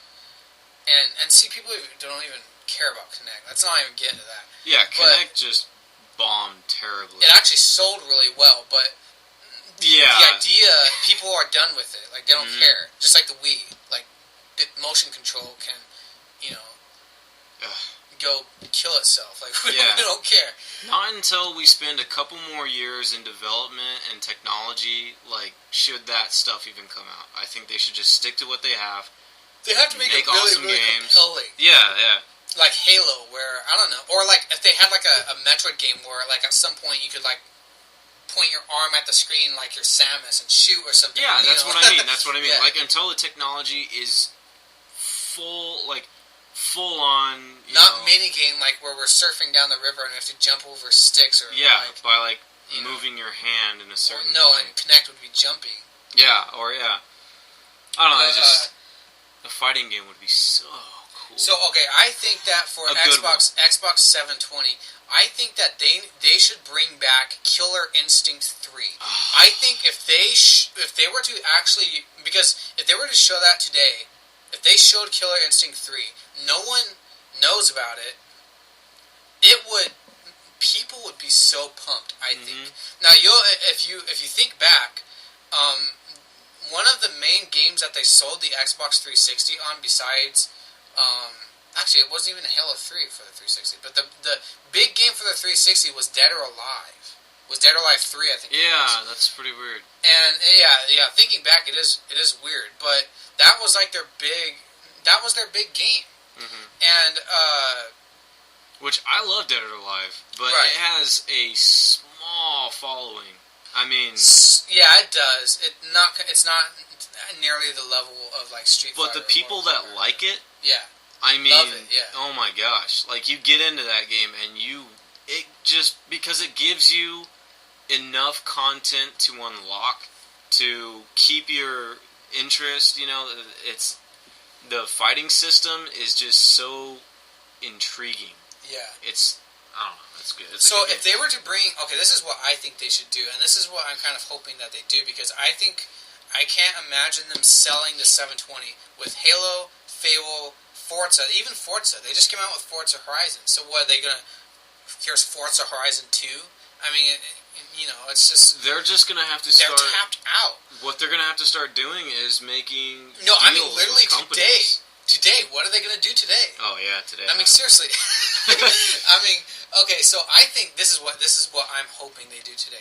I'm hoping they hook up with Steam. I'm hoping the big thing they do is Killer Instinct 3, and I think that they need to do Killer Instinct 3.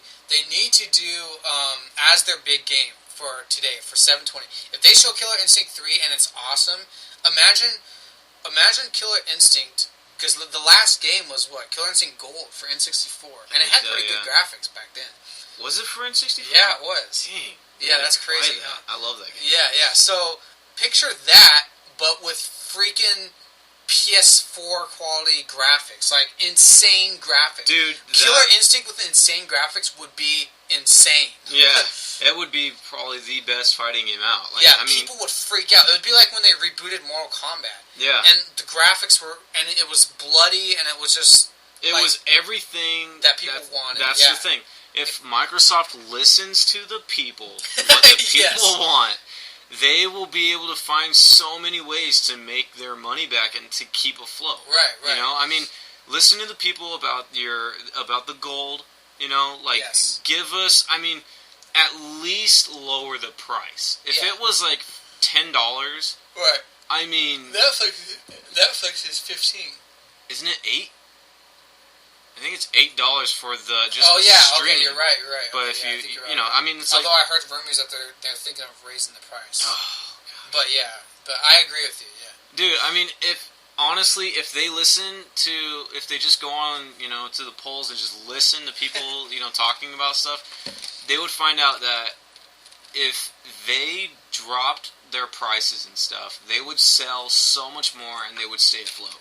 Okay, so they'd take a huge hit at first, right. But and going back to what I was saying about the launch games. Okay, I think that here's my dream lineup for Xbox 720. Right. Okay, they give us Killer Instinct 3. Killer Instinct with insane graphics. Make it the most badass thing you've ever seen. And it would be. Just show Fulgor in CG fighting what was his name? Glacius or Saberwolf. A CG cutscene. Start off with that. Make it badass. And like bloody. And freaking awesome. Yeah. Like, make an insane fight scene and then go into gameplay. Show us a bunch of gameplay. Show us all the characters that you know and love. That would be amazing. Next would be so up, cool. they're going to show Perfect Dark Rebirth. and it's going to be an all-new, badass Perfect Dark. Not Perfect Dark Zero. Scrap Perfect Dark Zero. Pretend Perfect Dark Zero did not exist. Perfect Dark Zero has been sucked into a time warp and fallen off the abyss, and no one cares about it. It doesn't exist. Start with Perfect Dark N64, but make it an all-new game. And just make it awesome. Or even make it a direct follow-up to Perfect Dark. And, you know, I never actually played Perfect Dark Zero, but just literally the reviews and everything, like, it just died. So, make a new Perfect Dark that's awesome. What else Then show us an all-new Banjo-Kazooie. Okay, so right off the bat, you know, take Banjo-Kazooie. The last game was Banjo-Kazooie Nuts and Bolts. That game was really good. It got really good reviews. Everybody loved it. Build on that and make Banjo-Kazooie into a kind of 360 version of Little Big Planet, where you can kind of build and customize things your own way, but it's an awesome platformer. But they wouldn't be able to do that with all the online restrictions. What do you mean? The 360, like you mean Little Big Planet, Planet? Yeah. No, I'm just saying Microsoft should use Little Big Planet as kind of a platform. Inspiration for. Basically, they need to make a game like Little Big Planet to kind of capture that audience. Like, 360 doesn't have a game like Little Big Planet. It's true. Sony has all these really creative games and ideas that they come out with. And Microsoft really needs to go into that direction. Okay, so here's my lineup. So you've got Killer Instinct, you've got Perfect Dark Rebirth, Killer Instinct 3, and you've got Banjo. What was the other one I was thinking of? Is Turok rare? See, now that would be badass. No, Turok was Acclaim. Oh, what? Disney owns the Turok license. Oh. Yeah, just recently I was listening to a thing where they were talking about remakes that they wanted to see. And dude, two people were like, give us a new Turok. Like awesome the Turok. old ones. Yeah. Not the new weird ones that they made. Yeah. Or even the one for 360. Which looked awesome. I never played it. For some reason, people just didn't play it. Okay. It looked awesome. I heard it wasn't as awesome, but it was pretty awesome. It was lackluster throughout the whole thing. But when they announced it and they showed gameplay for the first time, that was awesome. Right, he's just tearing up the raptor insane. or whatever, you know? Yeah, stabbing him with a knife and everything. I mean, I was like, okay, this is a new Turok game. Right. But, I mean, it just completely went downhill because what they did, again, they streamlined it and they made it more like... It's like when they streamline stuff, they just take stuff away. They take stuff out. Right. For Skyrim, I definitely think that this is for the console players, they took so much out of the game. Out of the Elder Scrolls games that the first two had built up on. I realize that... Not first two, he's talking about Morrowind. Yeah, Morrowind and Oblivion. I do realize that, it's a new area, it's a new place completely, and it's got all this new stuff. But I mean, in terms of creatures, I mean, this is without mods. Like, everything that they did, they took stuff away from it. Like, why do you want to take stuff out of the game? Just build up on it, Right. I don't know, it's just... Okay, so I think they should show those 3 rare games. They should show Killer Instinct 3, they should show New Perfect Dark, and they should show a new Banjo game. That would cover first-person shooters, that would cover platformer, and that would cover fighting. Then they should show Alan Wake 2. Or, I mean, they had the downloadable Alan Wake, but show a new console Alan Wake. That would cover survival horror. Then they should show Fable Online. Now, Fable Online has been rumored for a long time, and Peter Molyneux has said that he wants to make an MMO. But the only way Fable would survive is if they listen to the players. Right. Because Fable 3... But I think it would get. I think it would pique people's attention, and they would be like, "Okay, this is interesting." Now, something else that they could get would be like if they, because to this point they haven't really been able to pull off MMOs on console for whatever reason. Mm-hmm. I think Microsoft should give a bunch of money, like even if you had to give which they've done in the past. For a while, 360 was getting huge exclusives. Mm-hmm. Get enough money to get Lord of the Rings on, not Lord of the Rings, Elder Scrolls Online on 360 or exclusive. I was thinking about that. Yeah. I mean, if they really figure out a way to do it, and I mean, well, look at this. Even if you have to build a keyboard into the controller. Yeah, you know what? I think you just said it. Yeah, that might. All you'd have to do is plug your keyboard into it anyway, and there you go. You've got your mouse and your keyboard, and you can play like. That's true, but the problem with that is that. I think it might work nowadays because a lot of people are getting more used to plugging their desktop into their HD TV and playing that way, especially with Steam Big Picture mode. Yeah. But it's another hoop you have to jump through. So if they somehow include like an actual keyboard on the controller, that way everyone would have it. You don't have to hunting for your keyboard and plugging it in. And I just think when they have accessories like that, people don't use it. That's true. It's like Xbox Smart Glass, which. What is that? I don't know if they. I don't think it's out. But Xbox Smart Glass was. They announced it at last E3, and it was Microsoft's Wii U killer, where you can use your cell phone to control any game. You turn your cell phone into a 360 controller, so you can scroll through stuff with your 360 control with your cell phone, or. They showed like a football game where you're doing your plays on your cell phone.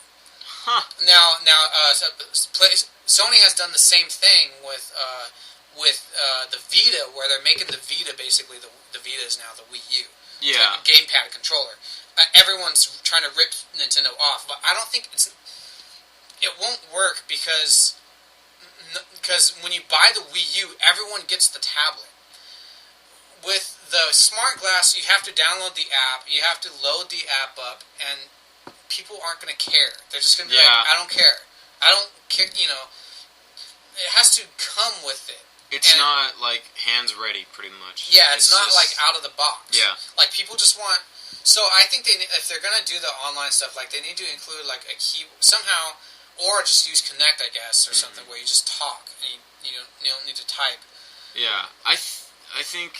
Alright, go ahead with this. I was going to go to a new thing. I was just going to say, I don't really know how you'll replace the mouse other than plugging an actual mouse in, but, they could probably... I think Microsoft they need something. And one blow they could give against Sony would be to somehow grab the MMO market. If they were to announce the new World of Warcraft, whatever it is, World of Warcraft 2, or whatever the next project Blizzard is working on that will replace World of Warcraft, which seems like it's never going to happen, but we already know it's in development. If they were to announce that World of Warcraft 2 was Xbox 720 exclusive, and then they were to announce, okay, now we have Elder Scrolls Online, and you can only play it on 720, and then they were going to, and then they announced we have Fable Online. That would be a triple punch against Sony, and I think, that would go a long way towards giving them something to differentiate themselves and given themselves a good lineup. But what they would do with that is DLC the crap out of it. That is a problem. They would but that's a problem for the industry. They would somehow restrict it to the player like and crazy. This is one way where Nintendo has actually, I think, won this battle because the Wii U, for example, the DLC for New Super Mario Bros. U, which is New Super Luigi U, where Luigi's getting his own game, but Nintendo is giving you an entire game as DLC.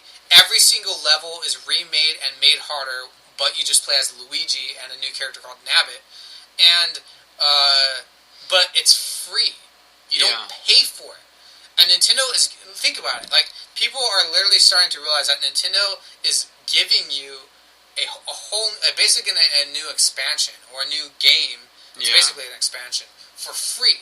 That's how you do DLC right. Yeah, and Sony and Microsoft need to start taking notes because people are getting pissed about DLC. Yeah, and just like the sequelitis with Call of Duty and all these games, I don't know how much longer people are going to accept it. Yeah. At some point, they're going to be like, "Screw this! I'm just going to stick with Steam." Yeah, Steam. And people is are already the new getting way to that go. way. And of course, Steam has the Steam box coming out, which might. They say it's not now, but it might literally come to the point where it's a new console. But it's Steam, and people are just going to be like, I like Steam. Screw Microsoft. Yeah. And I'm just going to get the Steam box. And, you know that Valve would already have all your Steam games playable on the Steam box. Yeah. So, and right now, here could be another topic. We don't know whether the 720 is going to be backwards compatible or not. It has to be. If it's not, then they're going to lose everything. It wasn't. Xbox wasn't. Xbox One. That's true. Some games play on 360. Yeah, and some of my favorite games don't play on the Xbox 360. I swear. And PS3 is kind of the same thing. Yeah, although they have most games you can download. You can find some backwards compatible 360s. Yeah, they're usually more expensive and about to die, but you can find them. But if the 720, PS3. Right. If the 720 isn't backwards compatible, I don't know if they're going to last much longer. Everyone says that, and everyone desires it, but I don't know if it'll be a game, if it'll be a killer, because, I don't know they haven't announced or confirmed whether PS3 games play on PS4. But the thing is, everyone loves. Yeah, I agree. If they do it would be 360. it would be another. It would win fans over. Yeah. So I think that's another thing they need to do. Another thing is achievements. Now, I'm a huge achievement fan. One of the reasons why I buy 360 games is because I can give a fig about trophies. I want my achievements. I like achievements. It motivates me to play games more and to actually complete them and get the achievements. If they added something like this, all the what are they called, trophy things that you can buy for your little avatar. Yeah, for your avatar. You can buy all those little props for your avatar. Right. If you could spend gamer score points. Yes, I see. To buy those instead of real money. Yes. I mean, dude, that would open up a whole new market. Okay, you could have. People would buy games. People would buy games to get achievements. Yeah. And I mean, because right now, I don't really give a crap about achievements. Right. I get them, I'm like, woohoo, that's cool. Yeah. I mean, there's no point to your gamer score other than saying, hey, I've got 30,000 gamer score, and you don't, and that's like, right. That's it. Yeah. No, I agree. One of the things that I think they have to. Okay, first of all, and I agree with Michael Pachter on this. The achievements are too built into. People remember that Microsoft was the first one to come out with achievements, and then Sony jumped on board a year later with trophies. And even their launch games like Metal Gear Solid 4 didn't originally have trophies, and then it was like last year or something they added them back into Metal Gear Solid 4, which is awesome. Wow. But and then Steam added achievements, and now it's like, of course, Wii U doesn't have achievements, which is stupid. But Wii U's, Nintendo just doesn't get it. But everyone is like, okay, achievements it's normal now. People want achievements, and it's just become a normal thing. So I think Microsoft has to transfer all your achievements to the 720. Yeah, if they wipe it, that's just going to be more bad will towards Microsoft. And I think what RedWinged.Angel just said is perfectly right on. They need to come up with a system where your gamer score actually means something. Yeah. And GameSpot has their point system where you can like get all kinds of awesome like posters and like exclusive stuff, and that's really that really motivates you, I think.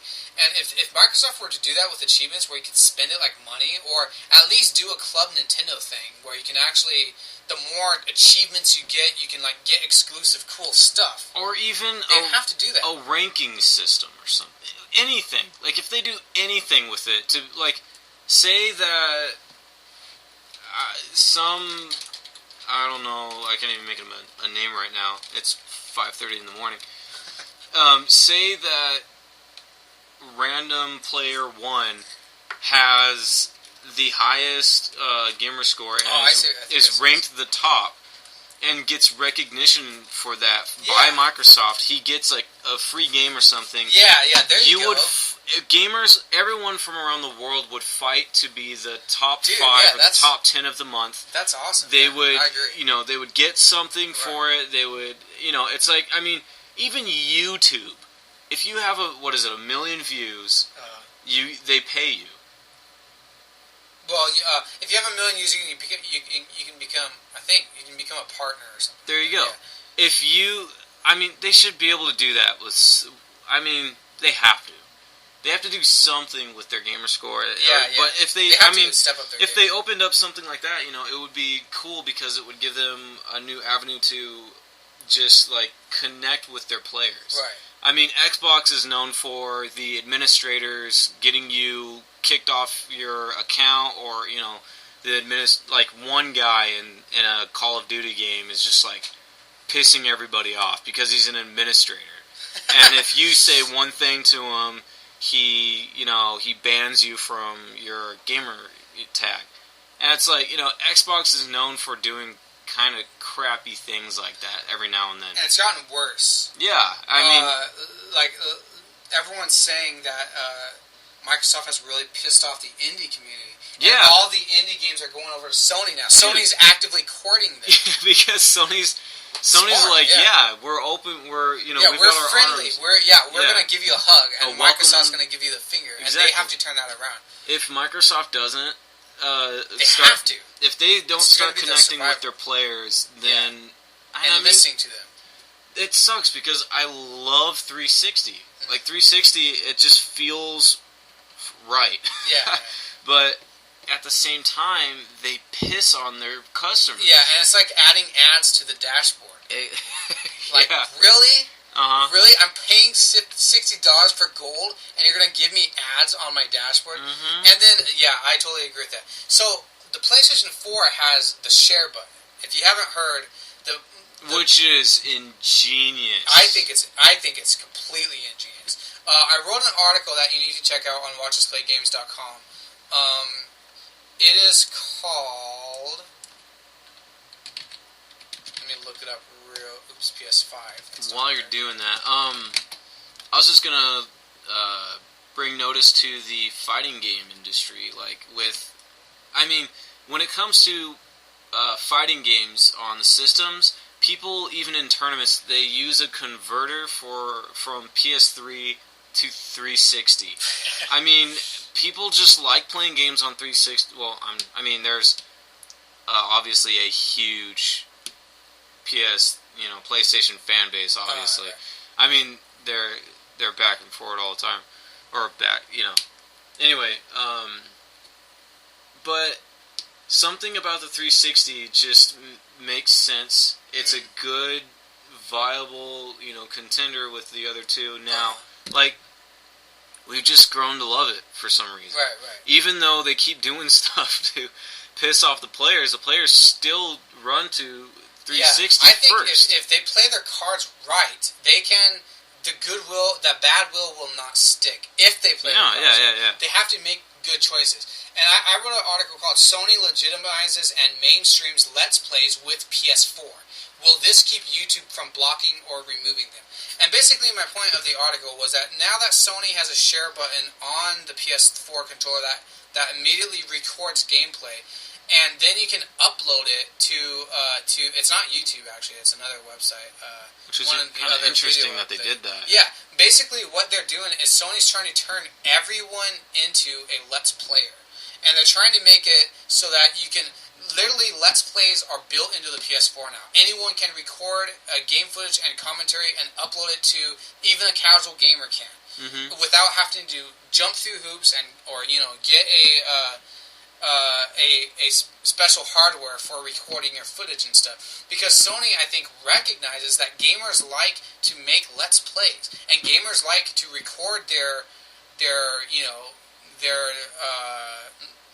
Call of Duty gameplay, and show it to people, and they're actively playing up that, and I think that's going to help the entire industry, because I think once Sony this is the first time that a console maker has been like, we want you to make Let's Plays. Well, we want you to record you killing the boss the best way that you can kill him, and telling all your friends, so they're like, oh man, I want a PS4 so I can kill the boss and record it. What's funny about that is first-person shooters and fighting games have done that for a few years now with saving replays. Right. Like Halo did it with, I think it started with Halo 3. You could save little clips, and it was only so big. And this is taking it to the next level. Yeah, and I mean, like, if Sony jumped on with that... Microsoft, you mean? No, Sony... like, realized that people want to record normal games, RPGs and stuff like that. Yeah, exactly. Dude, that is $1 million idea right there. I think so, yeah. And I mean, the fact that they're doing it first, if Microsoft jumps on that, it'll further legitimize it. Yeah. I mean, even if they do the same exact thing, I don't think that would be a backlash at all. I agree. Even if they added a literal share button, just like the PS4 has. I mean, I honestly don't think that would hinder them at all. Yeah, I think it's I'm the share button to me is a system seller. Exactly. Now I say that because I'm a Let's Player. Mm-hmm. I like to make Let's Play videos. Yeah. I want to be able to do it without having to take up all my PC hard drive space, without having to get certain hardware, a capture card and stuff to do it. I don't use a capture card. I use a webcam. That's supposed to be a no-no because the quality's not as good. But I don't really care. It works for me. But to do it on the system, badass. You just sold me the PS4. It does beg the question, though, how much hard drive space does it take? And I mean, question. It's like... But the PS3 lets you plug any hard drive you want into it. True. Or upgrade it. So I think that they're just... At this point, and Nintendo is the same way, where they don't give you that much, but you can plug a hard drive into it. They're just like... if you want to take up a lot of space, you're just going to have to purchase your own hard drive. Which, I mean, is normal for PS fanatics because they're really techie to begin with. They love their gadgets and stuff. They love all the stuff that they can do with the PS3. It's open source, right? Well, not completely, but pretty much. Yeah, I mean, without... It's more customizable. Yeah, without breaking the system, you can do just take the hard drive out with the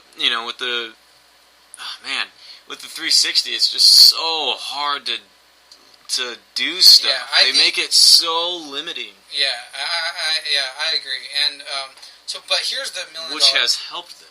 Yeah, this is kind of, sort of. Yeah, I mean, let's face it. Sony was hacked.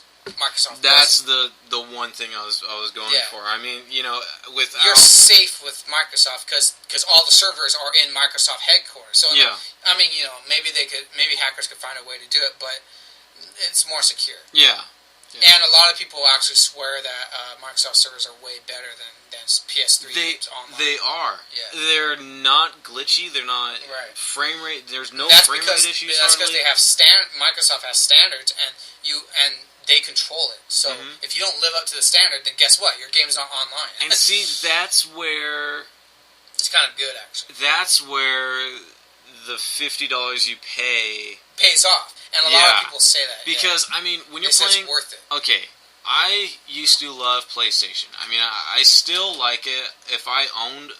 we used to own a PS3, and I liked it. I mean, I would play PS3, but at the same time, playing Tekken 6, at the time I had, playing Tekken 6 on the PS3 compared to the 360 was just groundbreaking. You play it on the PS3 and you wait like... He means groundbreaking in a bad way. Yeah. I mean, you play it... Let's use the term game halting. There you go, yeah. You play it on the PS3, and it's so sluggish, and games just drop. I mean, there's no reason for that. We're in, 2013 now, and games are still dropping, and it's like, all these... you go into a room for Call of Duty on PS3, and it just drops. And it's like, 360, everything just runs smooth. I mean, you do have, lag. Lag is always going to be there. But at the same time, they've really cleared it up. And, so the $1 million question is, what is Microsoft going to do now that's going to knock Sony back on their heels? Like a knockout punch. Sony has a share button. So what else is there that Microsoft can do that would be like, bam, I'm buying a 720. Oh man! And right now that's what everyone's speculating. Are they gonna have anything? Is there something they can do now? Can you think of anything off the bat? I can think of adding a Kinect camera to the controller. To the controller? Yeah, that's the first I've heard of this. Think about it. I mean, if you're playing a game like L.A. Noire, a new L.A. Noire, you can use the controller. I mean, it would be so much easier as a controller because you wouldn't have to be moving in front of the stupid screen. Like, you could just kind of, like you were looking down at the floor to look for evidence, and you could kind of like pick it up or point at things. It would be almost like having a touch screen right there. It would be used in the same vein, but it's a camera. You could maybe, I don't know. I don't know where I'm really going with this, but I don't really get it. I think it'd be an interesting thing to have. Yeah, how's it work now? I mean, not in the technical sense, but like, I don't know. I'm just thinking. But that's a kind of an interesting. Maybe like a swivel camera that you could point, anywhere like towards you out in the thing. So like, if you had it pointed towards you, what would it do though? The only thing I can think of would be mapping your face onto a character. There you go. I was thinking about that. Like, or it would show your face while you're playing a first-person shooter. That would be kind of cool. I mean, it'd be funny to do that. Like, be able to have a share button with the camera pointed at you, because I mean, let's face it. When you're watching someone play a survival horror game like Dead Space, and they're also videotaping them. I see what you're saying. The reactions are just freaking hilarious. And I mean, people love those videos. Okay. If you could put the camera angle. Yeah, like right above the controller, like a webcam on a laptop. Yeah, that's kind of interesting. You could maybe the share button would be connected with the camera. Okay, yeah. But you would have the feature of turning it on or off. Okay, and so it would also give the question of how much would the controller Okay, so be. Microsoft has Kinect. Now everyone's wondering what are they going to do with it? Is it going to be built into the 720? What do you think? Oh man! I mean, because they already have Kinect, so technically they already have a video camera. Yeah, it's true. I mean, I don't know if they would be able to really get away with it on the. Did you say on the? Oh, you said on the controller, like. No. Where it would just somehow be, or either every system would come with Kinect, or Kinect would be like somehow built into. Oh, that's that weird ad thing that pops over. Everything would just. The Kinect would be built into the system. So when you buy the system, you get Kinect. It comes with it. That'd be cool. And because basically they haven't been able to make any like real big system selling Kinect games. I don't think the Kinect is going to be able to. But if every 720 came with Kinect and it was there from the beginning, and they made and they start off right off the bat with whatever games are going to come out with somehow supporting Kinect, I think they have to have the Kinect built into it. I think at this point they're already introduced Kinect. They can't keep selling it as an accessory, as a $100 accessory. It has to be built into it. Yeah, I agree with that completely. People don't like paying extra for... Right. And the same with Sony and the Move. And Sony didn't announce that the Move was coming with the PlayStation 4, but they hinted that you would get the PlayStation Eye with the PS4. I think you will get it. I think Sony understands that the Move stuff, motion control, isn't going to sell as well or sell at all if they don't include it. So. Yeah, I can't really think of anything that they could really do. Maybe a touchpad like the... Isn't PS4 already doing that? Yeah, PS4 is doing the touchpad, yeah. Oh, man. Something to just sell completely. Yeah. Because they need, they have to have something that's going to differentiate them from the PS4. Yeah. PS4 has a share button. Man. There's, they got to come up with something that's going to differentiate them. Wii U has the gamepad. Yeah. I think that's just going to have to be something that's, a no-brainer, is putting some kind of touchscreen on the controller. If the Wii U is pretty much a touchpad, the controller is... Yeah, I think they could do that. I think that, I think that what you said, the camera, is actually a brilliant idea. Or very interesting. I've never heard someone actually say that. The camera on the controller pointed towards you, or that you could swivel or something like that. Yeah, like turn it around. Like, I don't know, maybe... I was thinking of... I'm not sure. I was thinking of a game like L.A. Noire, because, you have evidence and stuff you have to find. Like, maybe you would point the camera at, like, it's telling you to look around the room for something shaped like this. That would be awesome, dude. And you have to point that's a really good idea. Find something in your room that's like a box or something, and like point it at that, and it like scans it. That would be a game changer. I think that's a really interesting idea.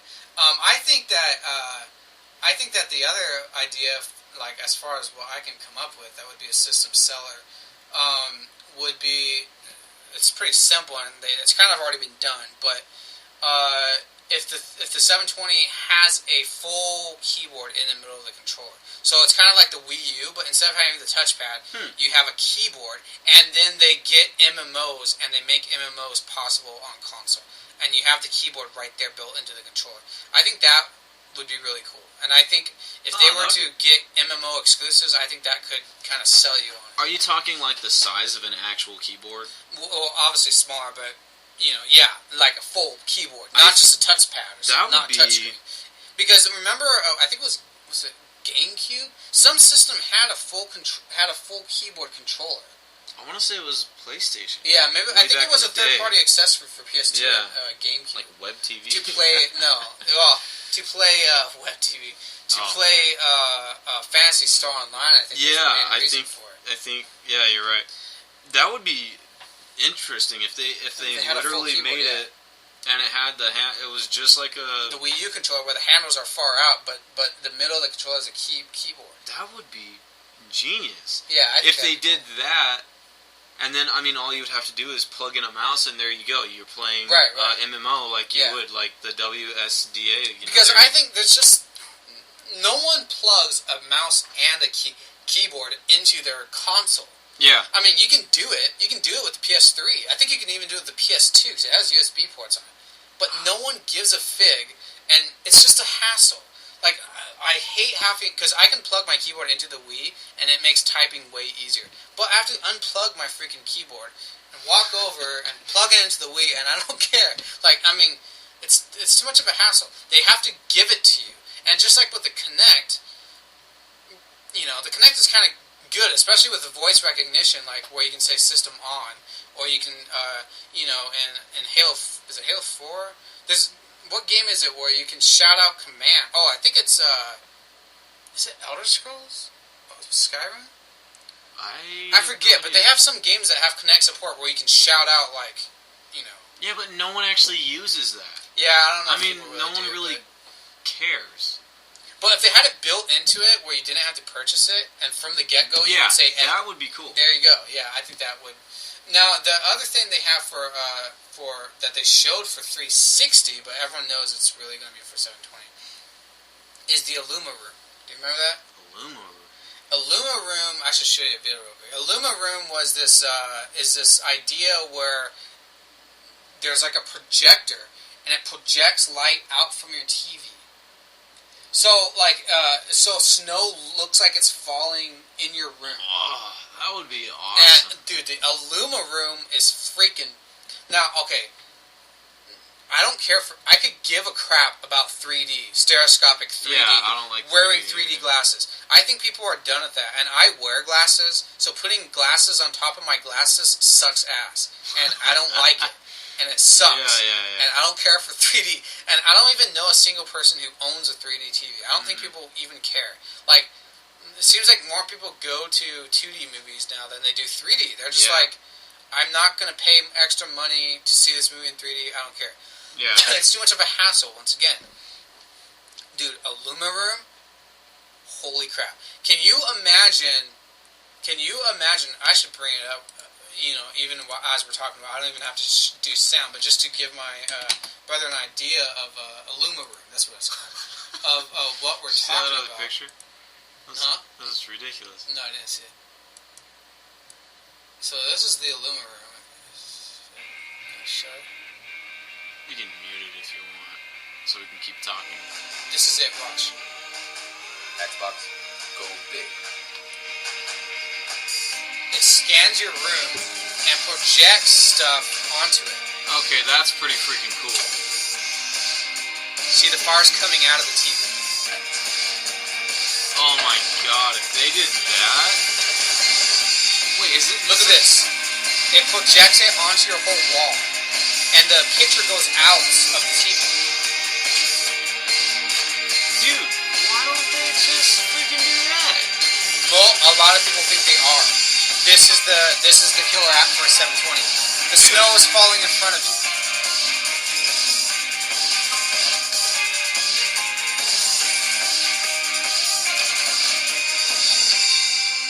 Oh my god. Okay, so this apparently is the first. I could have sworn I showed you this. This is apparently the first time my brother has seen the illumiroom. Some people think it's dumb, but dude, picture a Silent Hill game where the fog looks like it's in your room or it's coming out of your TV. That would revolutionize gaming. Yeah, I think so too. I think that the illumiroom is Microsoft's killer app. I think they must have illumiroom built into the 720. I agree. They can't sell it as an accessory. No. If they sell it as an accessory, it's not going to work. Yeah, no one will buy it. I mean, people will buy it. Yeah, it's cool, but not enough people will. Yeah. Dude, if they did that with... I mean, this is in a perfect world where they drop the gold down, they they come out with all these rare games, they do all this crazy stuff for the people, which we all know they're probably not going to do. I don't know, man. People are getting worried about Microsoft, though. They're saying, how are they going to compete against Sony? But people. Yeah, that's true. I mean, honestly, they're still buying Call of Duty. Yeah. So. And, I mean, Microsoft probably could give a crap if it goes under. I mean, but the people would be devastated. But, I mean, come on. Skyrim's not doing anything else for PS3. That's sad. Anyway, Anyway. If they did this and put it with the console, like you said, shipped it with the console, everyone has it built into the console, that would be a seller. I think so. I think, right now the only true killer app that would make people say, I think I might get a 720 over a PS4 would be illumiroom. Yeah. Especially with first-person shooters, because they show where you're shooting and the lights from the bullet goes around your whole room. Yeah. And they also have where it looks like the shell is coming off the TV and landing on the floor. And dude, that is freaking awesome. That is really cool. And this is the thing. I don't think I'd like virtual reality. And they have this new thing. It's called what's it called? I'm so behind.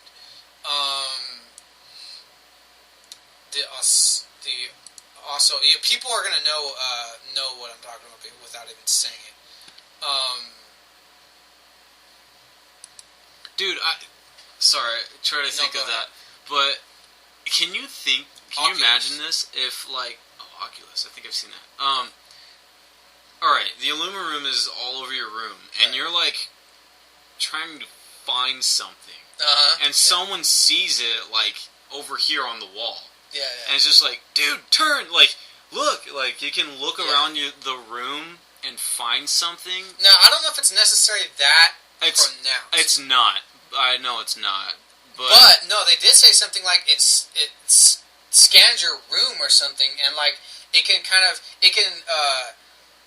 make it so that what's being projected is the color of your room matches your furniture, because it kind of projects it out of the TV onto. So you're like your room wall. Well, like no matter what furniture you have, it's projected. Well, there's lighting that does that. I mean, a friend of mine is a really big lighting fanatic. I mean, like lights, like lighting, like doing the lights at a church or a theater or anything like that with like mega lights and stuff.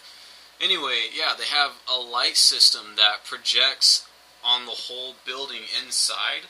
And then you can put any kind of background, basically, that you want on the entire building. That's insane. Like, you can turn the inside of a cubed building into a giant old Viking tavern. I mean, like, and it looks like it, too. Dude, that's like, insane. Or you can have words falling. Or, like, you can have anything happen, like, anything in this room, because it turns into an atmosphere. Right. But it's all by lighting. Yeah. If they did that... It's basically... Okay, sorry, go ahead. I mean, if they did that for the 720, something like that, like they had lights built onto the 720 that can do that, that would be amazing. Which is basically what this is. Now, okay, what I was going to say is they have a thing called... and for some reason, I don't know, like I haven't been following game news as closely as I have for the last couple of months, but the Oculus VR... is a glasses system that you wear and is literally virtual reality. And it puts you... So, for example, they have Hawken. You know Hawken? It's a online mech game that looks freaking insanely awesome. Dude, you haven't seen Hawken? Oh my god. Okay. Just really quick, guys. I just need to show him... looks like Steel Battalion. Yeah, basically. Except this is free and online and free to play. Oh man, that brings me back to Mech Warrior. Except this game is like a million times better. Yeah, now that... And it looks like this, and it's free to play online. Oh my god. I'm a huge fan of mech games. He loves mechs. I mean, I started with Mech Warrior back in... Man. When was that? Mech Warrior. Way back. Okay, so they have this game working with the Oculus. If you look down with your head, you're looking at the bottom of your mech. What? You're looking at the inside of the cockpit. So you can be... They said it's literally like driving a car or something. Like you're literally inside it, because you can literally be walking forward and looking around your mech at the same time. Because you got the controls, right? Do you wait? Do you have the controls? Or, yeah, it's for PC. Oh, okay. So you're not like. But I think they have it working hands. with a controller. Can you imagine that with the Kinect?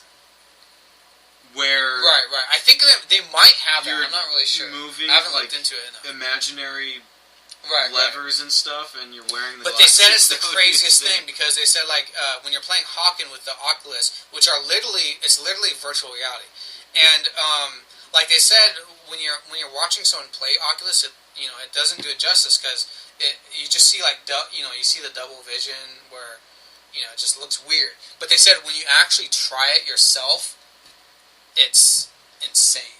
Like, because literally, you have to keep your head straight, or you'll be looking at your controls.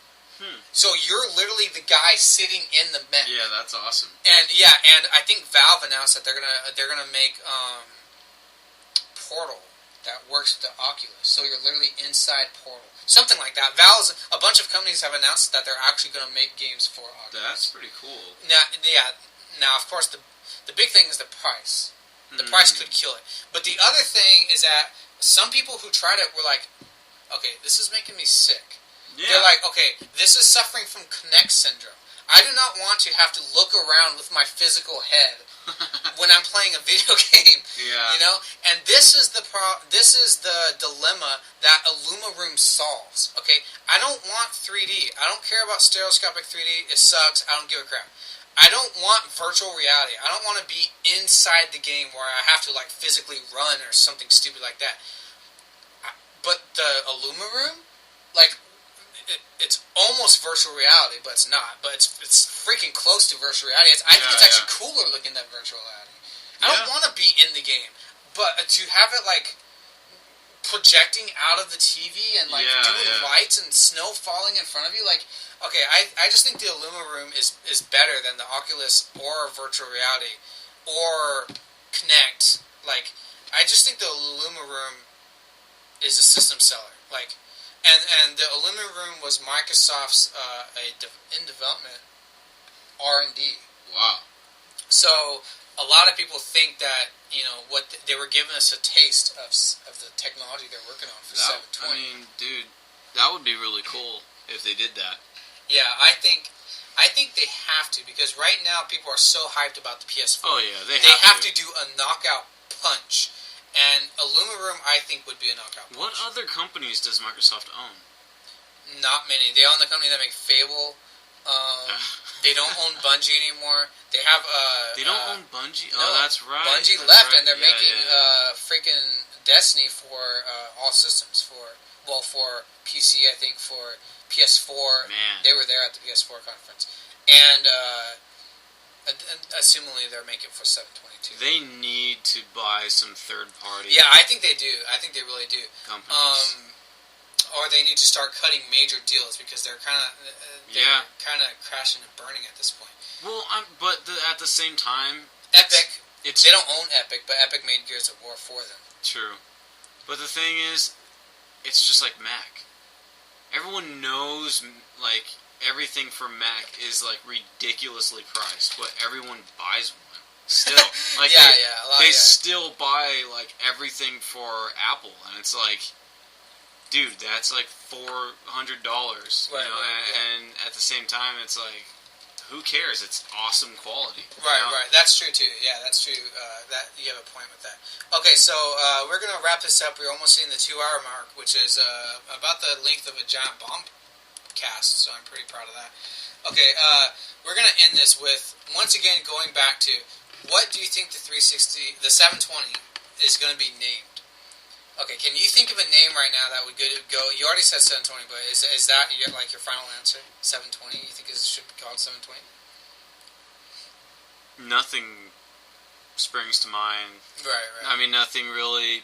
I, too, think they should stick with 720. Yeah, I think 720, honestly, I don't know, I kind of think that everyone wants it to be 720. Yeah, I think so too. You know, like, it's just natural. Yeah. Like PS4. Like, if they would have called it, you know, PlayStation Sphere or something, like... Yeah. I don't know why I was thinking they would call it Sinai. What? That just makes... Sinai? Yeah, like something... That's kind of cool. But, okay, so, here's the ideas that they're thinking they'll call it. Oh, no. One of them is Xbox. Nothing else, just Xbox. Well, PlayStation did it. Not really, though. I mean, the first one, PlayStation. No, but that doesn't count. Yeah, I mean, it would be like the new Mortal Kombat game is just called Mortal Kombat. The new Tomb Raider game is just called Tomb Raider. But it's dumb because no one actually calls it that. They say Tomb Raider 2013. They say Mortal Kombat 2012 or whatever because it's confusing. Like, you can't just say Mortal Kombat. The new Mortal Kombat. That's all they say. Okay, so the next one is the next Xbox. So they could call it the next Xbox, which it sounds really stupid, but Apple, the new iPad, is called New iPad. That's so dumb that it works. Yeah. Ah, jeez. Okay, I agree. So the other name is Xbox 720, and I think that's the one they'll go with. But the other name that has sprung up, which might work and they might go with it, but I don't think they will. But it's a natural progression. Is Xbox Infinity? That works. Yeah, too. I think Xbox Infinity works, and I think I wouldn't be surprised if they call it, because it's a play on 720. You're going from 720 to the Infinity symbol. Yeah. If they did the Xbox Infinity, they would have to make it very futuristic looking. Yeah. Like, I mean, make it super streamlined looking. I mean, I hate streamlined, but if they made it more futuristic looking, they give it. I mean, if they had the CD thing. CD drive. Yeah, that both the Wii and the PlayStation 3 have. Where it sucks the disc in. Yeah. Kind of, yeah. I forget what you call that. Well, I don't know what those are called either. Yeah. The disc drive. Yeah.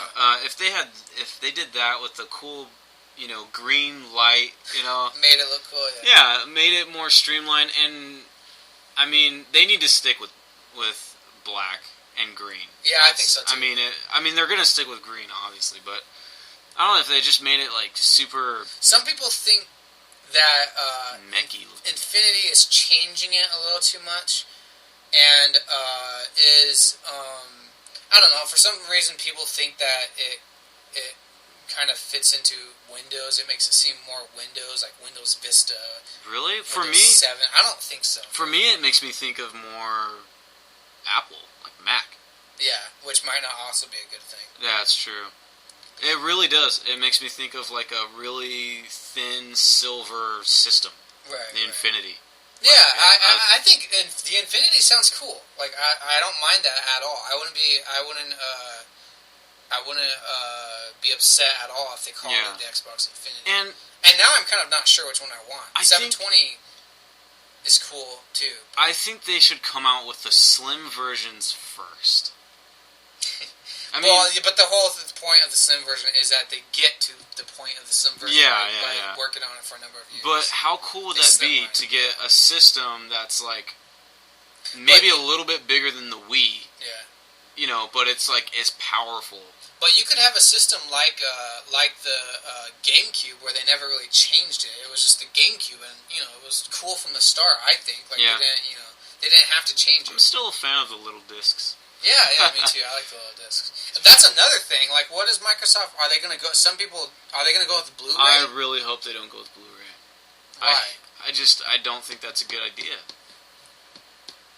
So they're stuck though, because Sony owns Blu-ray. So if they go with Blu-ray, they have to pay Sony, which is like, like the last thing they want to do is be paying Sony money.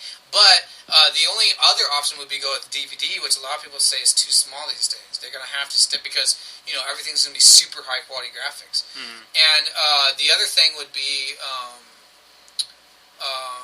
to come up with their own discs, which is what Nintendo did, what Sega did with the Dreamcast, where they came up with their own disc system. Huh. And then they own it. That's true. So I think they could do that. The other thing we didn't talk about was hard drive. Oh, hard drive. And a lot of people say they're moving towards the cloud now, where everything is just saved in the cloud. And it's going to be streaming and... Yeah, that's the new era that we live in. I mean, everything is just streamed. Yeah, and downloaded, yeah. I mean, I think obviously... It's cool in some ways because it gives you convenience, too. True, but it's moving more towards the point to where you don't own anything. I agree, yeah. And as a collector, no. Yeah. I want hard copy. I agree. do buy a digital, but for example, the 3DS and the Wii, if your Wii gets stolen, you lose everything. Like, yeah. Exactly. And games aren't there. Actually, I guess they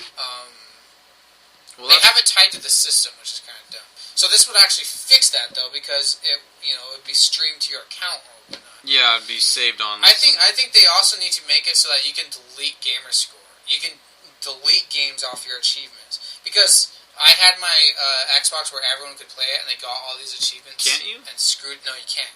That was the whole thing. That's why I was pissed. So now my gamer score has all this Halo games and stuff that I never played on it.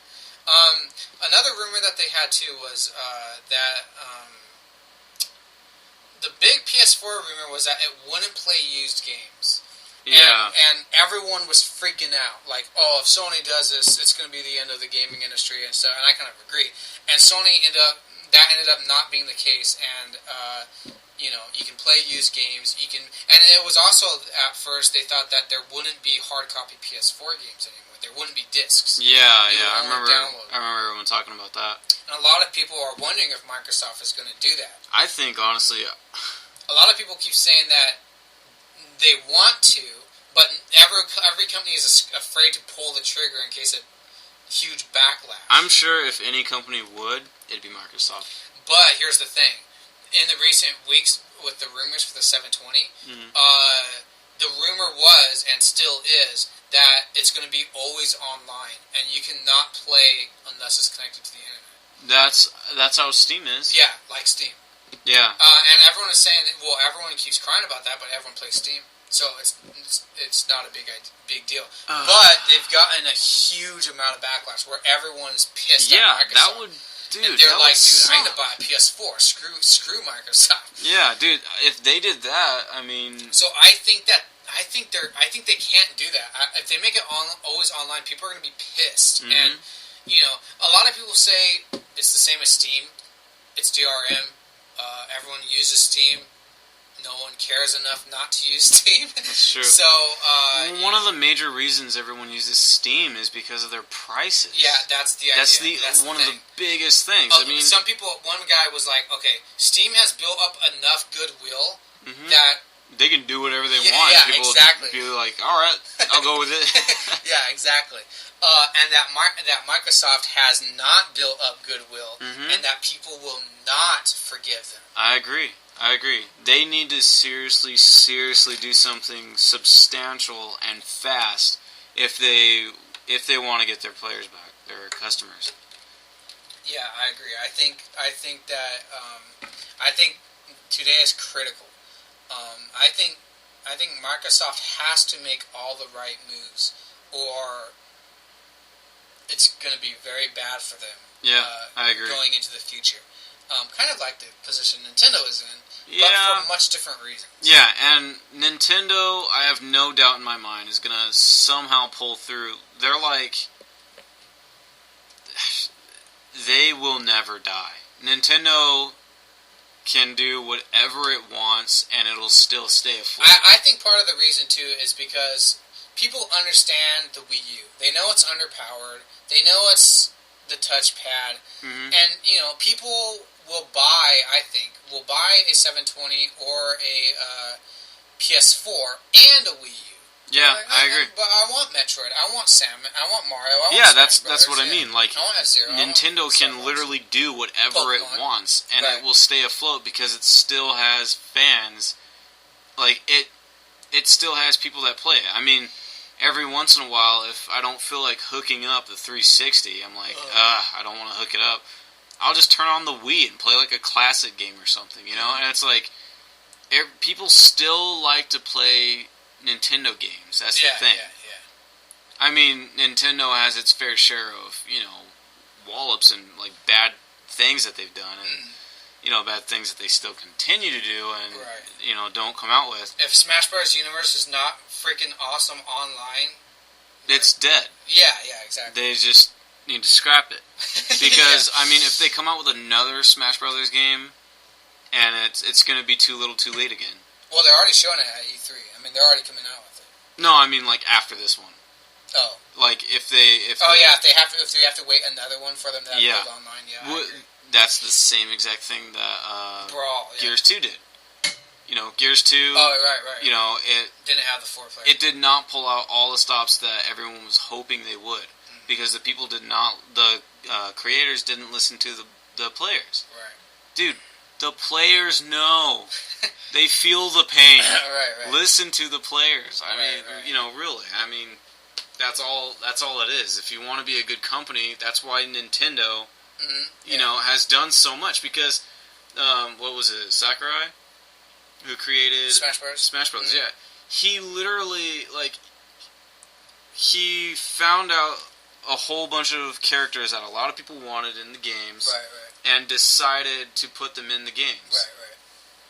So, I mean, you know, it comes down to, are they going to listen to the people or not?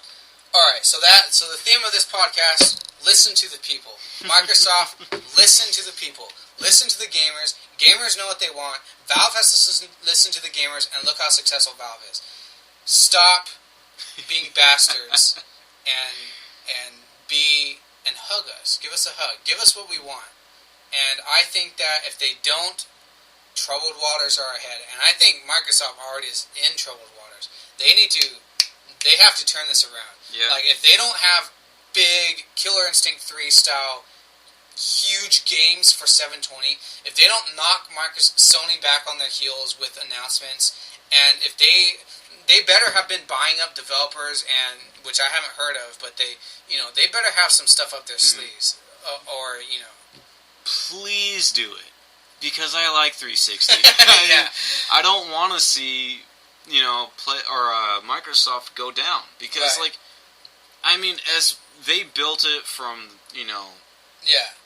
they came into a war that was going on for years already. As the only American system. Yeah, and they've built a name for themselves. Yeah, look at how well they did when everyone thought they were going to flop. Right. And this is only their second system. Right, exactly. They're on their second system. Yeah. Sony is on their what? Their fourth. Well, fourth, but they've made a lot of off PSP things. And the PS Vita. Same with Nintendo. Nintendo's on their what? Fourth, too? No, Nintendo. Well, not NES, counting Super NES, N64, GameCube, Wii U. Good lord. Sixth.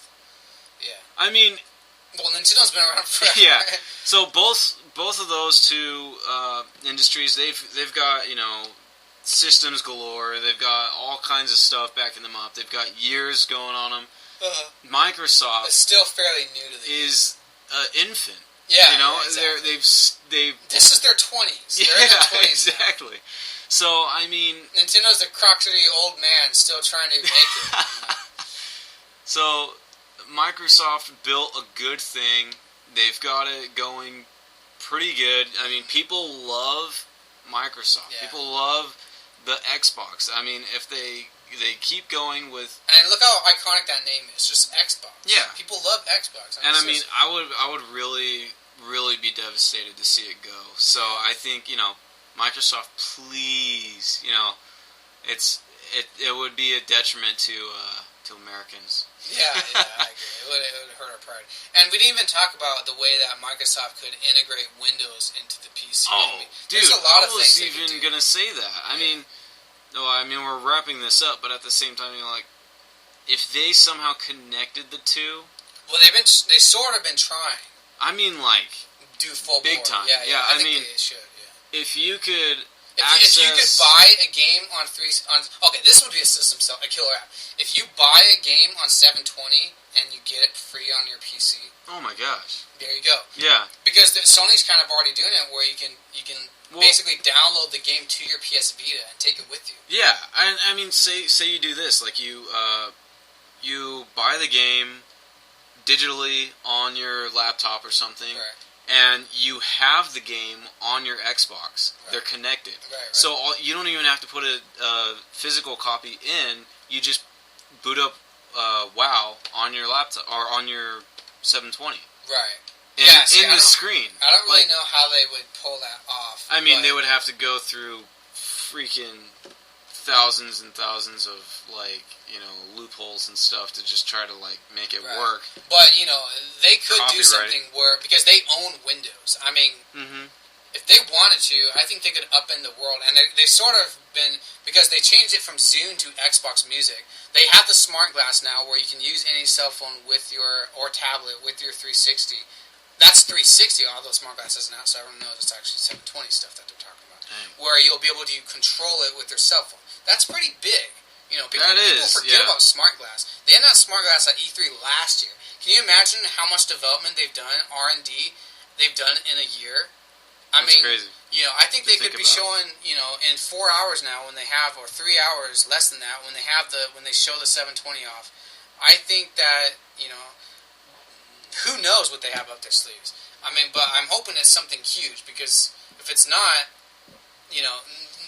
people need to be talking about this until it comes out, because the PS4 made waves, and Microsoft has to do the same. Maybe Microsoft's going to come out with a handheld. How odd would that be? I don't know. Yeah, I think they would be trying to jump into the game way too late. Yeah. And everyone's like, I've got... Plus the Vita has kind of crashed, Yeah, I mean, Nintendo owns that. Yeah. Nintendo,'s like, we took this over first. Yeah. And no one's taking the funny thing is that the 3DS is inferior to the PS Vita. The PS Vita has like insane graphics. It has like 360 graphics. Yeah. But dude, the PS and the PSP did too. The 3DS though, I mean, hands down, like that. It's just got amazing quality. Yeah. That's the whole point. Like, and for some, I think Nintendo keeps thinking that they can do the same thing for console. Well, our console will be underpowered, but everyone's going to still buy it because it's got good quality. But for some reason, it's just not working. It doesn't work the other way around. Yeah. People want a system that's going to be able to play the new Call of Duty, and it's going to look just as good. It's like having an underpowered PC, and you're trying to play a good game on your PC, and you can't do it, and it's like, I'm just going to turn it off. It doesn't even work right. So, okay, we are really going to wrap this up now. Once again, Microsoft, listen to the people. I hope you do. This has been the pre-show for WatchUsPlayGames.com, talking about the big Xbox reveal conference that's about to start any minute now. Hopefully I can get this posted before the show actually starts. Not any minute now, any hour now. Thanks for tuning in. This has been Astro Triforce with RedWinged.Angel for what is essentially podcast number 1 on whatever this is, Console Wars or something, I don't know. But Console Wars. Yeah, that's what it should be. This might be the start of a series of podcasts where we just talk about video games. All right, so please be sure to follow Watch Us Play Game plus Astro Triforce on Twitter. I will be tweeting about the Xbox Reveal event with the hashtag Xbox Reveal. And I will be joining the conversation on what's announced. Also, please keep your eyes out on WatchUsPlayGames.com, where I will be posting all of the news from the Xbox Reveal event. And I will also be doing a post-show where we talk about what we just saw and whether Microsoft actually listens to the people. All right. Thanks for tuning in, and God bless. God bless.